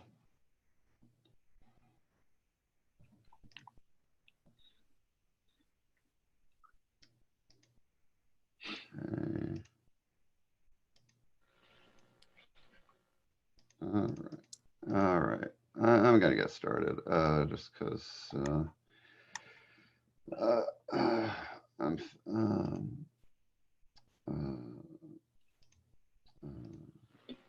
All right. Well, what I wanted to draw your attention to is a remark in the discussion section of the von Neumann paper, where he talks about the possibility of representing the entirety of the nervous system in a form, in a logical representation like the one that McCulloch and Pitts has proposed. And he says, the first task that arises in dealing with any problem, more specifically with any function of the central nervous system, is to formulate it unambiguously, to put it into words in a rigorous sense. If a very complicated system like the central nervous system is involved, there arises the additional task of doing this formulating, this putting into words with a number of words within reasonable limits, for example, that can be read in a lifetime. This is the place where the real difficulty lies. In other words, I think that it is quite likely that one may give a purely descriptive account of the outwardly visible functions of the central nervous system in a humanly possible time. This may be 10 or 20 years, which is long, but not prohibitively long. Then, on the basis of the results of McCulloch and Pitts, one could draw within plausible time limitations a fictitious nervous network that can carry out all. I suspect, however, that it will turn out to be much larger than the one we actually possess. It is possible it will prove to be too large to fit into the physical universe. So what von Neumann is saying here is that if you were to use McCulloch and Pitts' representation, a functionally equivalent model of the nervous system could potentially be way, way too big to be manageable. Let's say you first treat the nervous system as a black box with regard to inputs and outputs. Like if you say that the effect of this shade of light triggers this photoreceptor in the eye, or this pain produces a particular nerve response. You classify those responses and attempt to model them using the logical calculus that McCulloch and Pitts have sketched out. But Neumann suggests that if you apply their logical calculus to the actual way the nervous system is set up, the whole nervous system, all the feedback mechanisms and interconnections between neurons, will result in an absolutely intractable finite representation. And while this representation might be functionally equivalent, it won't be anything like the actual organization of the brain, because the brain's layout is much tighter and packs more workings into each individual neuron. Instead of having all these separate temporal propositional expressions, you have the thing itself. In other words, a clear specification of the workings of the nervous system is inordinately complicated. Yet the brain, through the processes of evolution and learning and recurrent feedback, implements these workings in a very compact way, comparatively. A neuron in the actual brain may serve the role of dozens or hundreds or thousands of neurons in the specification given by the logical calculus. The problem is that the workings of the brain then become opaque and inscrutable. And inscrutability is a word that comes up frequently in critiques of AI today. When AI does something and we say, why did it do that? And there's no answer. But it has a more specific significance, which is that it refers to a system such as the nervous system as conceived by von Neumann, in which a functional specification of the system is many, many orders larger than the system itself. To go back to what we were discussing, one can say that in order to capture emergent properties of the system, the functional specification has to be far, far larger than the system itself.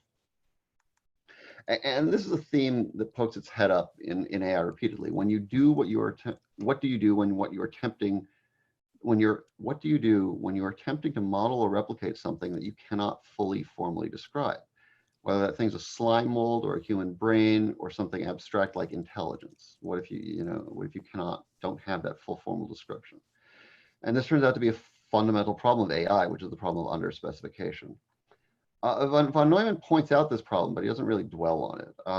Ashby, in Introduction to Cybernetics, is more direct than some of the others. He says, yes, you simply need an approximate model because you will not have the exact one. He says, if the methods of this book are to be applied to biological systems, not only must methods become sufficiently complex to match the systems, but the systems must be considerably simplified if they're practical. No biological system has yet been studied in its full complexity, nor is likely to be for a very long time. Fair enough. The obvious problem here is if your model is too simple, you cannot replicate the system being studied. How can you be approximate enough to keep the model humanly comprehensible while being precise enough not to lose whatever characteristics of intelligence have emerged in the system proper? I think this is why the cyberneticians avoided the questions of intelligence per se. Precisely, because they were more concerned with the functional specification of individual problems than they were with the nature of rationality itself, abstracted from a particular situation. They want to see rationality emerge from within a specified system. When we come to symbolic AI, that reverses itself. Herbert Simon and Martin Minsky want to specify rationality and then dump it into an unspecified system, and we'll see how that turns out. But by invoking a complexity too great to be wholly grasped, we go back to Leibniz's land of unities that can be only achieved by godly construction and not through human construction. There's no mysterious monad, but there's an intractability to certain systems such that they could have only been designed through non-human evolutionary processes because humans lack the sheer magnitude of intellectual capacity required to specify them. So this sort of godly process of the creation of organisms, intelligence, etc., isn't different in kind from human processes of creation. It's just bigger. It's sort of a step towards making ourselves gods because we can say that, yes, we get the basics of what's required. The problem is simply one of scale.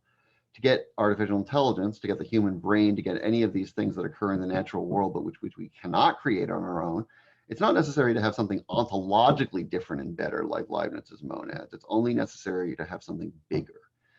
It's the occupation of that conceptual space that is significant for cybernetics and for AI more generally. Theoretical computer science is firmly in the land of specifiable mathematics and logics. Cybernetics and AI is reaching through praxis into a realm of unspecifiable applications of computer science, which paradoxically produces a more concrete area of study because we are constantly looking to the empirical world of the brain and human behavior for reference, while at the same time, it makes the problems less concrete because they cannot be fully specified. The Ashby material has some fascinating reflections on how one might tame this complexity that revolve around time and memory, and I hope we could get back to them. On page 113, Ashby expresses his hope that formal topology and other mathematics from the Bourbaki group will prove to create more tractable models than differential equations or the logical calculus that McCulloch and Pix developed. The thrust being that the mathematics too may well exist to capture the black box of the nervous system with sufficient complexity to get what we're after, but we may not have found the mathematics yet. And you may see a parallel with string theory, where advanced mathematics was found to model certain properties of subatomic particles really well, and so people concluded, well, this math works so well, it must be, it must reflect the underlying reality. So what Ashby says is, what is important for us here is that these methods exist.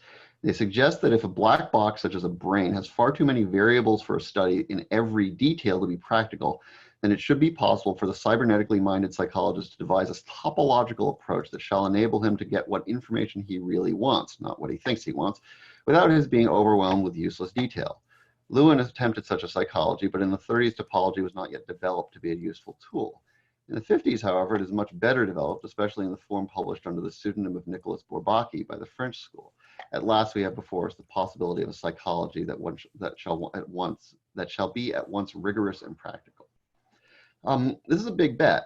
It's saying that, yes, von Neumann has pointed out that the complexity of the specification is a huge problem, but if we could find the right language for the specification, it may turn out to be simple enough for us to manage, or at least we can meet somewhere in the middle where we can simplify the problem enough so that the mathematics can make the specification sufficiently simple and tractable, but the mathematics is still sophisticated itself enough so that we haven't had to simplify the problem so much that we are no longer solving it meaningfully.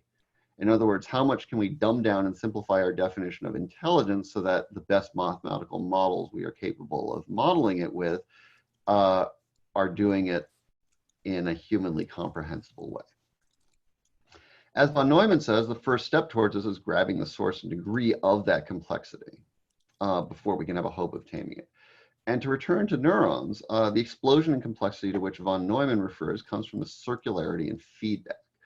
McCulloch and Pitts alight on the crucial source of that bigness when it comes to the brain's activities.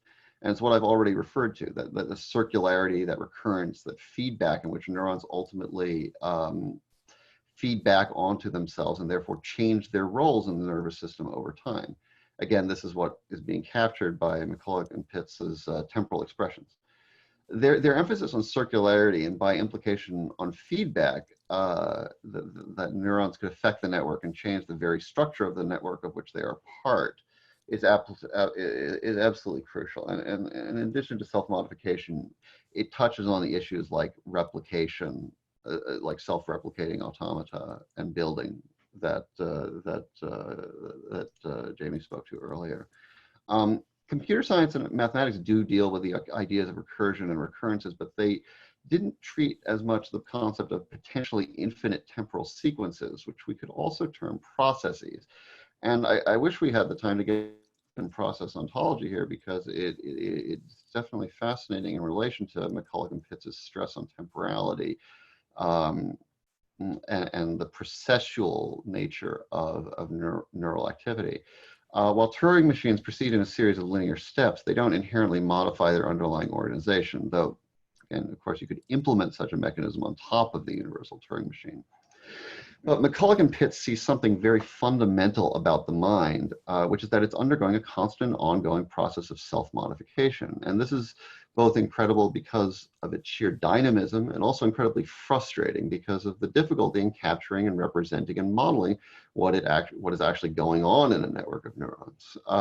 McCulloch and Pitts recognize this as well when on page 113, they stress that even a complete specification of a network of neurons does not produce the ability to know the past, because many given states may have multiple possible preceding states.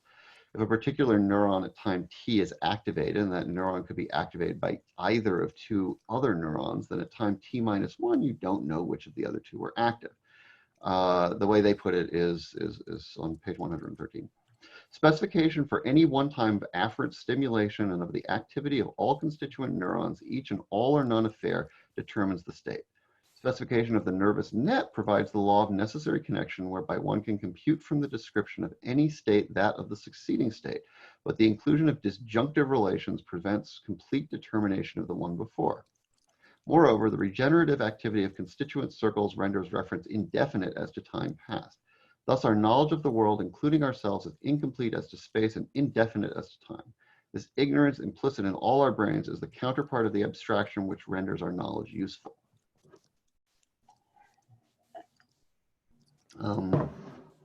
There's a link here to cellular automata and the game of life, because again, you can always predict the next state, but you can't necessarily predict the previous state.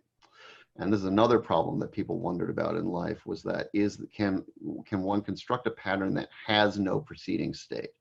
And I think it took about 10 years, but they found one. This is called a Garden of Eden pattern, and it's huge. It's like, I think 200 by 50 or something. It's very large, but there's no way to ever generate this from any other pattern. Anyway, but that McCulloch quote I just read is a link to the past, because the emphasis on statistics, ignorance, and chance is very reminiscent of Charles Sanders Peirce's work. And McCulloch had read Peirce and been strongly influenced by him. The declaration, when he declares that the organization of the brain is epistemologically unknowable and possibly non-deterministic, that echoes Peirce's own Tychism and his rejection of the deterministic clockwork universe model. It in Gray Walter's The Living Brain on page 170, where Walter invokes time and chance as the core aspects of learning. And you see it when McCulloch, in the later paper I assigned, Why the Mind is in the Head, discusses how visual receptors operate not through algorithmic, but by statistical mechanisms. And here's the quote there. In robots, we cannot afford to carry out any computations, no matter how simple, in 100 parallel paths and demand coincidence. And this is the way he's saying that the visual system works. Consequently, no computing machine is as likely to go right under conditions as various as those we undergo. Again, McCulloch is saying that computers don't have the resources to have lots of parallel units working with large error tolerances in the way that our eye receptors do. Of course, this becomes the very idea behind the third paradigm we'll be treating, connectionism, which is also called parallel distributed processing, which is exactly what McCulloch is saying is the neuron method of organization of the neurons. Once we can afford to carry out these computations in parallel through our computing power, perhaps McCulloch's limitation will disappear. Perhaps, we'll see. You can also look at the invocation of Peirce's principles of chance and error and ignorance as the smuggling in of a certain humanistic or vitalistic principle back into the scientific description of the brain and also of the mind. While we can't appeal like Leibniz did to some special secret sauce of monadic unification that only God has access to, we can still cordon off certain things from human access by declaring them unknowable to the human mind. And that's obviously a very useful maneuver if you want to preserve some mystery to the workings of the human mind and want to provide a somewhat unsatisfactory explanation as to why your model of the brain doesn't seem to explain how intelligence could come out of it, could emerge out of it, perhaps. Through the injection of statistical chance and epistemological ignorance, you raise yourself up to Leibniz's higher godly level of construction. And McCulloch, in the later paper, Why the Mind is in the Head, links this sort of higher level to memory, just as Wiener makes mention of Bergson somewhat unexpectedly in cybernetics in connection with Leibniz. In this somewhat obscure passage that I'm going to read, McCulloch seems to think of memory as some sort of mental analog for his temporal propositional expressions, and maybe this links up to his concept of psychons. He has, in short, the reverberating activity patterned after something that happened retains the form of the happening but loses track of when it happened. Thus, it shows that there was at some time at which such and such occurred.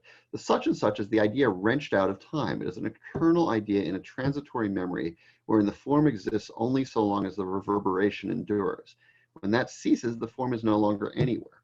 Only this kind of memory remains to aged brains in which no new be made and old ones fade. While we are young, use leaves some sort of change as freshets cut their channels in the hills so that the aftercoming waters follow and enlarge their beds. Yet all of their forms of memory, including written records, do nothing which cannot also be achieved by mere reverberation and hence add nothing to the theory. I'm not sure I wholly understand that. It seems to be a mixture of process ontology, a theory of feedback and self-modifying systems, and a theory of mental emergence, but I don't think those layers are quite fully clarified. There's an entire book to be written on the specific impact of past philosophy on McCulloch and Wiener, and because between Peirce and Bergson and Whitehead, the philosophical inputs of cybernetics are a lot more wide-ranging and peculiar than I think one would expect. And at that point, I would like to ask Jesse to give his response to McCulloch. I think now's a good spot for it. Right. Hello. Yeah, kind of a more spontaneous response because I basically volunteered for this earlier, so apologies if this is a bit all over the place.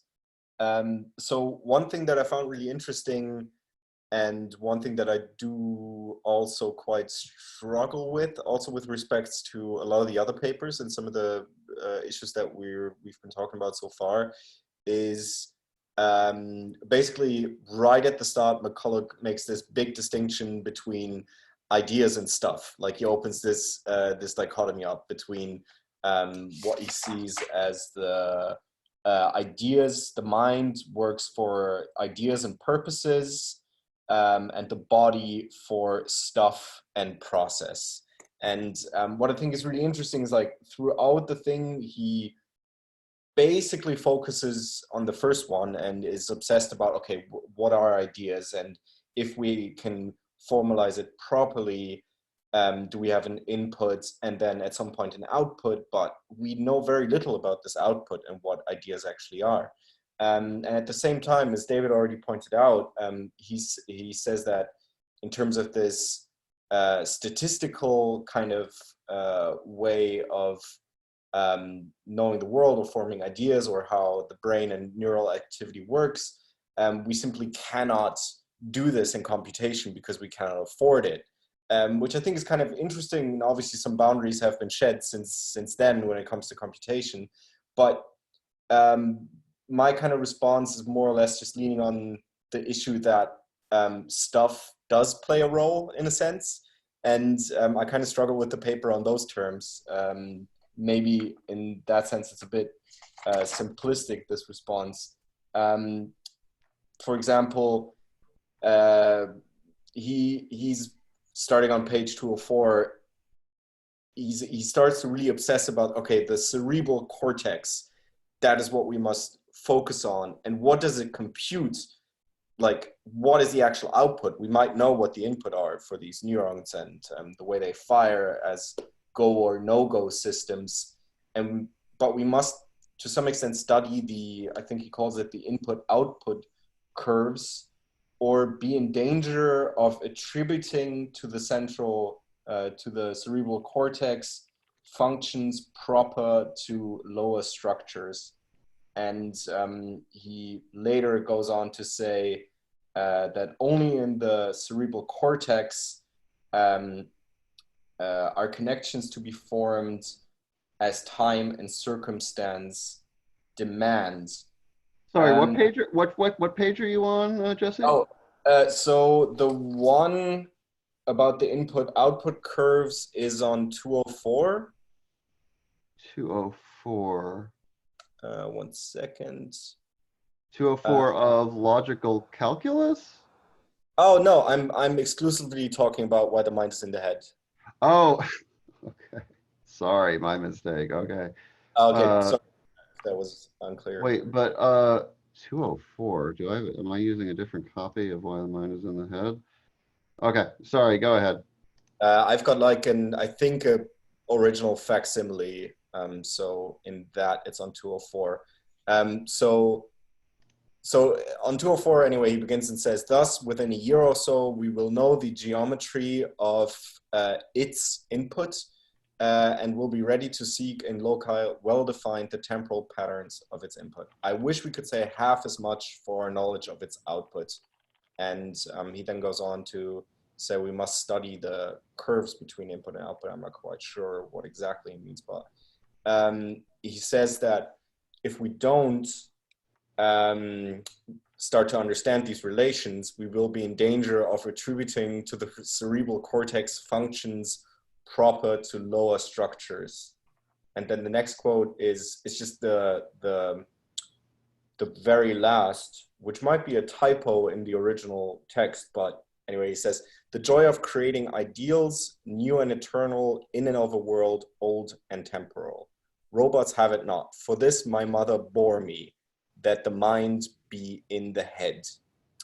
So he has this almost kind of religious obsession with the cerebral cortex to some extent. That's kind of what it reads to me at first. And that this is the place where things happen. And what's interesting is that this is the one place that he talks about. So I kind of struggle with that because the stuff and the lower structures and circumstance, which is what he mentions in the end there, do not play much of a role in the way he thinks about the way ideas are formed. And just from kind of like my perspective and background, I would strongly argue that they do play a role, and in the way that stuff and circumstance, of course also time, but that space in that sense and the materiality of space play an incredibly important role in the way that they also would then characterize input-output curves, which is something that I think is also very much a character of the cybernetic or functionalist approach to understand cognition, or the way in which we form knowledge, as an exclusively mind governed or mind inherent process. And that was just basically my response to that. Thank you. Yeah, I think you put your finger on again that there's this strange appeal to an almost romantic idea that a naturalization of that other realm that we saw in Leibniz, and perhaps a rejection of the easy equivalencies that Hobbes tried to draw of computation and association of ideas. Certainly we'll see arguments like that being made against AI in various ways as well. A lot of people associate them with people like Hubert Dreyfus and John Searle, but here they are popping up in the 50s, and you see it a bit in the 40s as well, simply as one comes to terms with what seems to be irreducible complexity. So the question is, well, how are we drawing that line? I should say now that like once again, the author who dealt with these, the author of literature who dealt with these questions, I think most profoundly, was Stanislav Lem, who researched cybernetics extensively and deals a lot with the question of what are the orders of thought that humans can grasp, and what are the orders, and what orders of thought may exist, that orders of intelligence, orders of reason, whatever, that humans cannot grasp, and what sorts of entities could grasp them. One of my favorite Stanislaw Lem pieces is called Golem 14. It's in a larger collection called Imaginary Magnitude, and Lem, with his characteristic modestness, wrote it from the perspective of a super intelligent supercomputer talking down to human beings. It's pretty great though. But at the same time as they are, as McCulloch is still trying to preserve a sort of other realm, not different in kind but in size, they are McCulloch and Pitts have utterly naturalized the workings of the brain and thus of the mind, such that even though the model may not be able to provide us with complete knowledge of the past states of a network of neurons, there's nonetheless nothing over and above that model that constitutes some other secret sauce. It's all monist, it's all natural, and it's all logical. And I say logical in quotes because what's described as logic here has nothing to do with epistemology or reasoning, and everything to do with metaphysics and ontology. McCulloch and Pitts are saying that the brain's operations can be represented logically, not that the brain thinks with logic. This is closer to a Wittgensteinian Tractarian argument than it is any sort of cognitive argument. In the next topic, symbolic AI, that flips around completely. So the symbolic AI people only care about thinking in logical terms. For McCulloch and Pitts, thinking is not really in the picture. It's the brain. They claim that whatever comes out of the brain must be captured by their model, but they don't really trouble themselves with the details of that because it's less fundamental to them. And in the later paper, McCulloch actually seems to gesture to it as a more mystical realm. He's explicit about why that question is less fundamental there and less practical. He says, the operations of the cerebral cortex and the areas of the brain dealing with abstract thinking are simply much harder to understand than those having to do with sensory perception and stimulus response. And this is,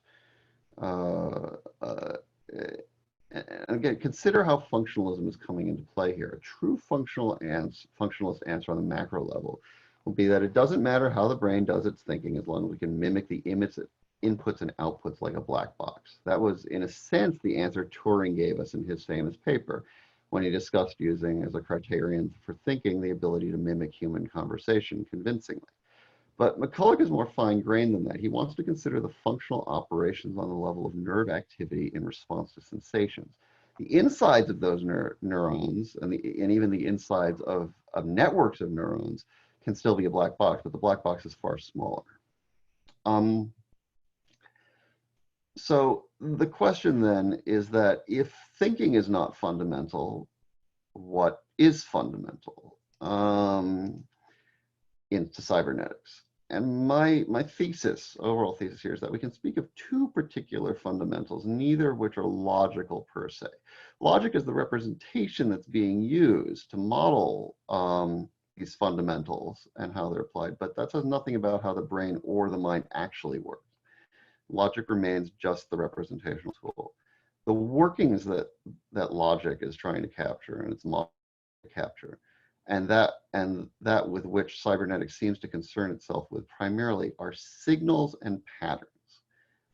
The two fundamentals in the cybernetic view of artificial intelligence are signals and patterns. And we're going to treat signals first, and we're going to treat them hopefully we might complete them today, by moving on to Wiener and Ashby. And I would like at this point to finally to have Eric give his presentation on, you were doing Wiener, Eric? Yes, but Wiener only. Perfect. Yes. I mean, as you probably noticed, there's a great degree of overlap, and a lot of this was trying to basically present enough perspectives on a generally shared viewpoint by people who have different focuses. So over to you, Eric. Okay, yeah. So I don't have a PowerPoint presentation. I just have a few points I want to mention, which sparked the most interest in me when I read the relevant Wiener parts. And I think the best would be if you go through your own PDFs and I say the page numbers, and we can, so we have an overview, all have an overview.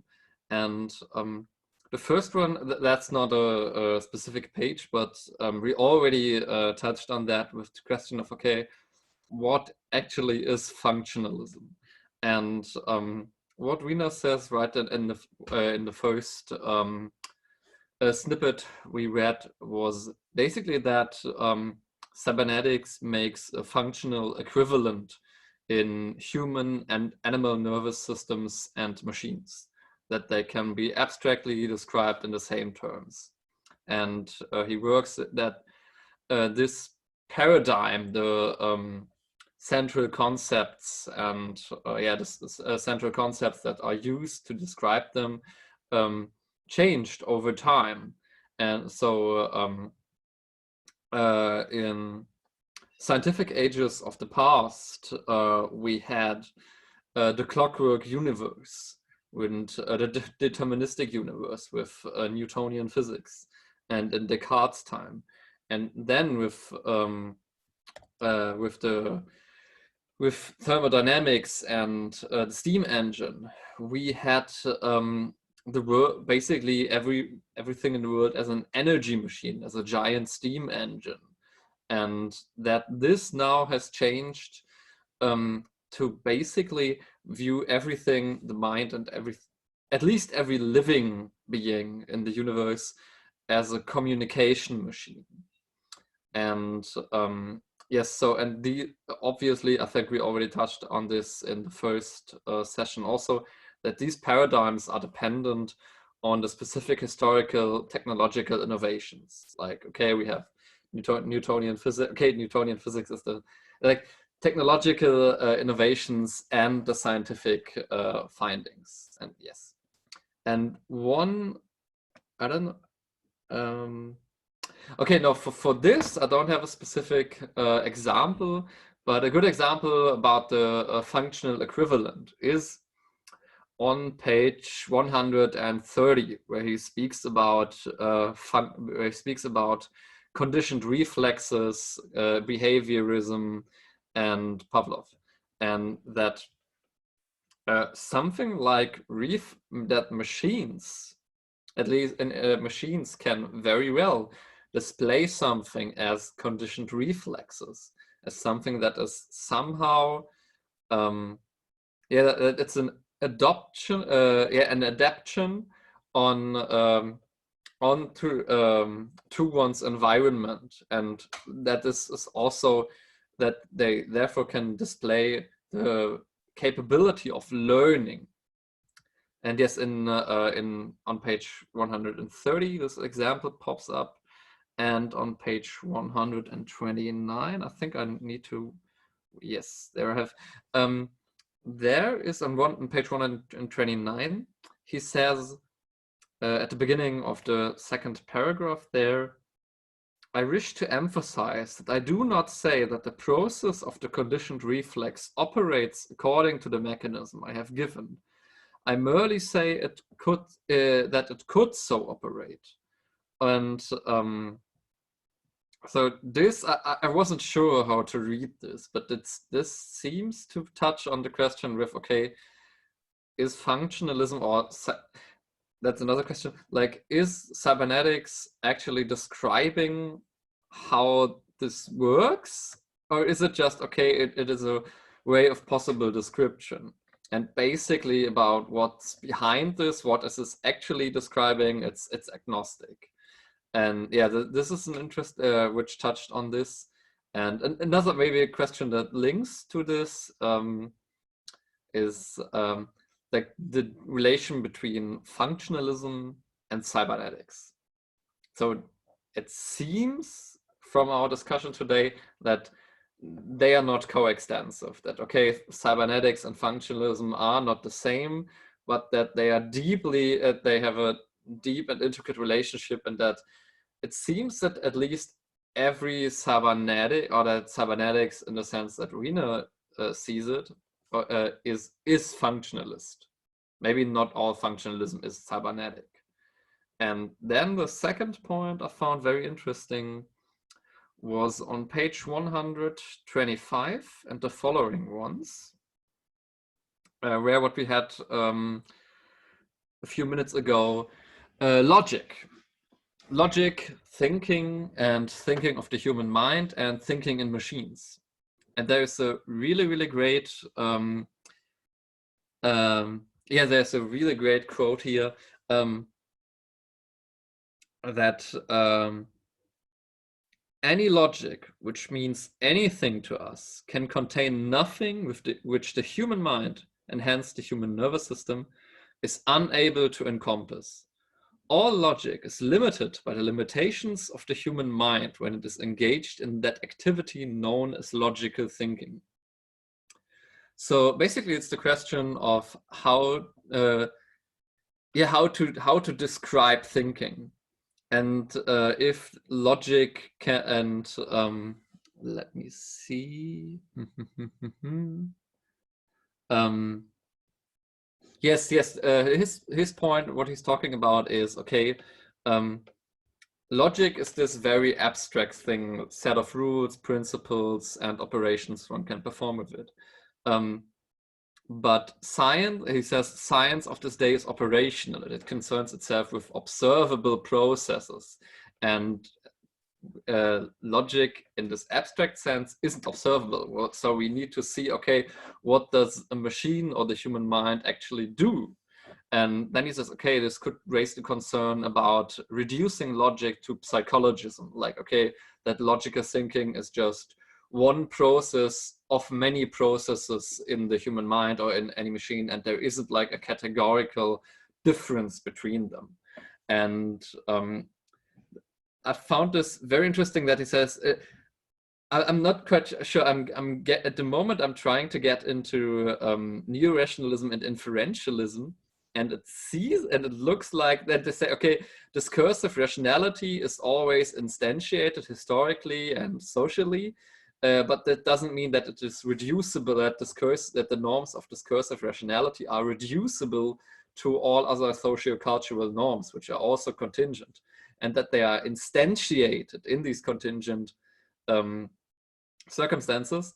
And this seems to be quite a parallel with the relation of logic and psychological processes in this point, that like logic, it seems like logical thinking is realized like functionally through, maybe functional is the, I'm not quite sure with this word here right now, because maybe functionally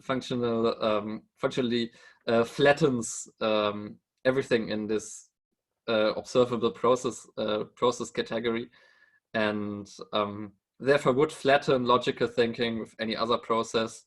And we have the psychologism problem all over again. And yes, that logical thinking needs to be instantiated by actual thinking minds, whether they are machines or human biological, but that doesn't mean that it is reducible to it. And the following pages, let me look. Yes, that. Oh, this was very interesting. Also, he goes on to talk about proofs and paradoxes, and the paradox of Russell, and that basically that a proof is that the proof has a beginning and an end and has just a definitive number of stages, and that paradoxes, paradoxes have this point then that, okay, the machine would, if the machine would think through this paradox, it would just go in the answer, yes, no, yes, no, yes, no, and it will never come to a definitive answer. It like, okay, this is a paradox and it cannot be solved. And that this was very, very, very interesting, I think. And yeah, so these are basically the most important point, the most interesting points to me, and I try to connect them a little bit more to general philosophical questions. And yes, I'm happy for any responses and comments. Yeah. Thank you for that. Yes, that raises a number of very salient points. And yeah, would anyone like to respond, either formally or informally or off the cuff? Eric, I have one quick question. Mm-hmm. Okay, so what was it's the question of circling back into psychologism. Mm-hmm. Could you just define what that means? But like what psychologism means, but also like because I lost track, because there was something about how what leads to circling back into that, and then yeah. Yeah, so on page 120, so I cannot say what, I don't even know if Wiener actually uses the term psychologism here. I need to, I think, no, oh, okay, no. He, so I'll quote, I just say, okay, the science of today is operational. That is, it considers every statement as essentially concerned with possible experiments or observable processes. According to this, the study of logic must reduce to the study of the logical machine, whether nervous or mechanical, with all its non-removable limitations and imperfections. And then he says, it may be said by some readers that this reduces logic to psychology, and that the two sciences are observably and demonstrably different. And yes, so he, as I said, he doesn't, the term psychologism came from me, and he just uses psychology, and he doesn't really go into detail with this, but to be honest, I just can speculate here. It seems like, okay, psychology as a general study of mental processes, and that logic is a study of their logical inference, or maybe one can put it this, and that they are not reducible, that logical inferences are not, and logical principles are not reducible to other psychological states and processes. And maybe, I think the term psychologism actually comes from a debate in the beginning of the 20th century with where Husserl and Heidegger took part, but I don't know the details about this. It predates it slightly. I mean, Edward Beneke, it was a criticism by Erdmann, the Hegelian, on but I mean, yeah, Husserl and Frege definitely partake in its Mill's contribution and such, but it's mainly like the realm of logic, and then the misapplication of psychology / positing logic under psychology rather than the world of philosophy. but I actually wanted to respond to the bit where you quoted on page 125, science of today is operational, and then ellipsis, the study of logic must reduce to the study of the logical machine, whether nervous or mechanical, with all its non-removable limitations and imperfections.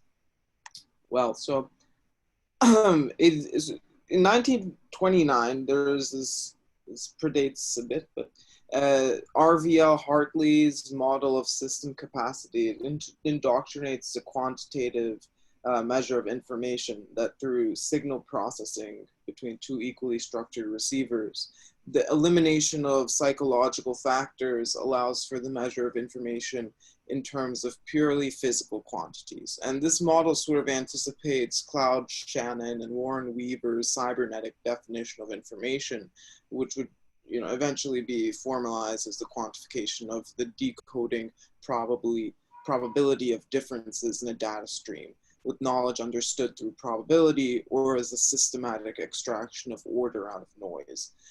By the mid-1950s, there's this first generation of cyberneticians, Greg Walter, W. Ross Ashby, and then Warren McCulloch and Norbert Wiener. They were called the four pioneers of cybernetics. And they conceived of the brain as an immediately embodied organ. And that's what this quote really is testifying to, that the brain is intrinsically tied onto bodily performance and it's adaptive.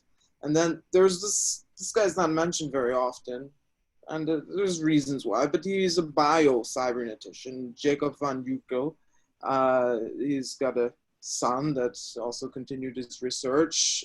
Umwelt is probably like the idea that is best well known along, but he viewed the organism as similarly an information processing system, self-enclosed within and struggling to adapt to its environment. And this is the Umwelt circle.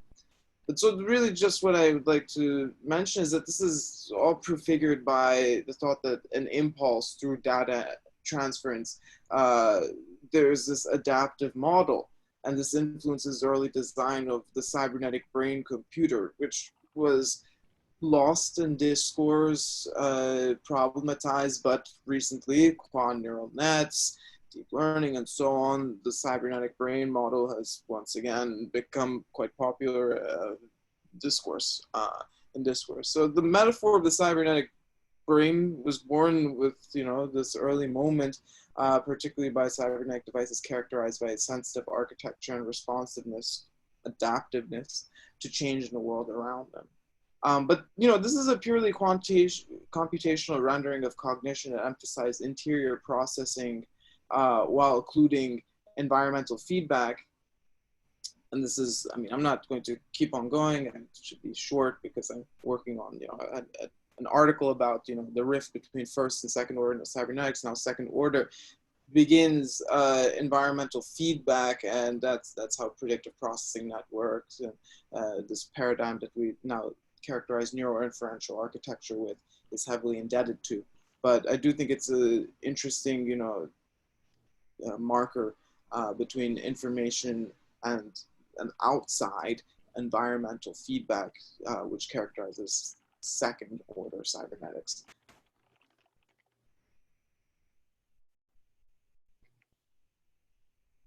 Thank you very much. Sorry, I didn't mean to do like a formal response, but I guess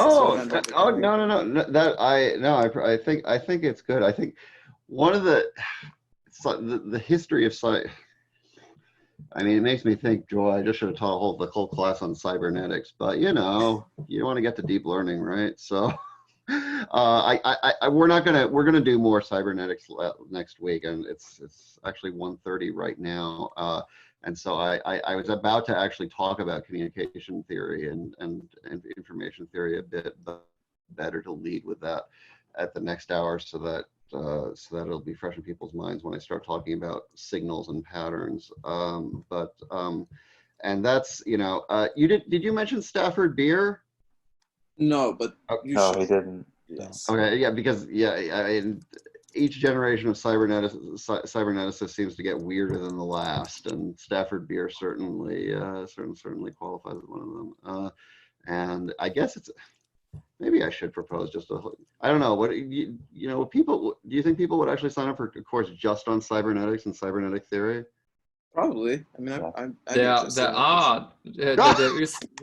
like, no, in the next semester there is one purely on cybernetics and one about cybernetics and its implementation in machinic in technological apparatuses. Oh, I think one is about drone warfare. I mean, I know the Antoine Bosquet. He's interested in like how drone imaging collapses images and sensory, drone processes.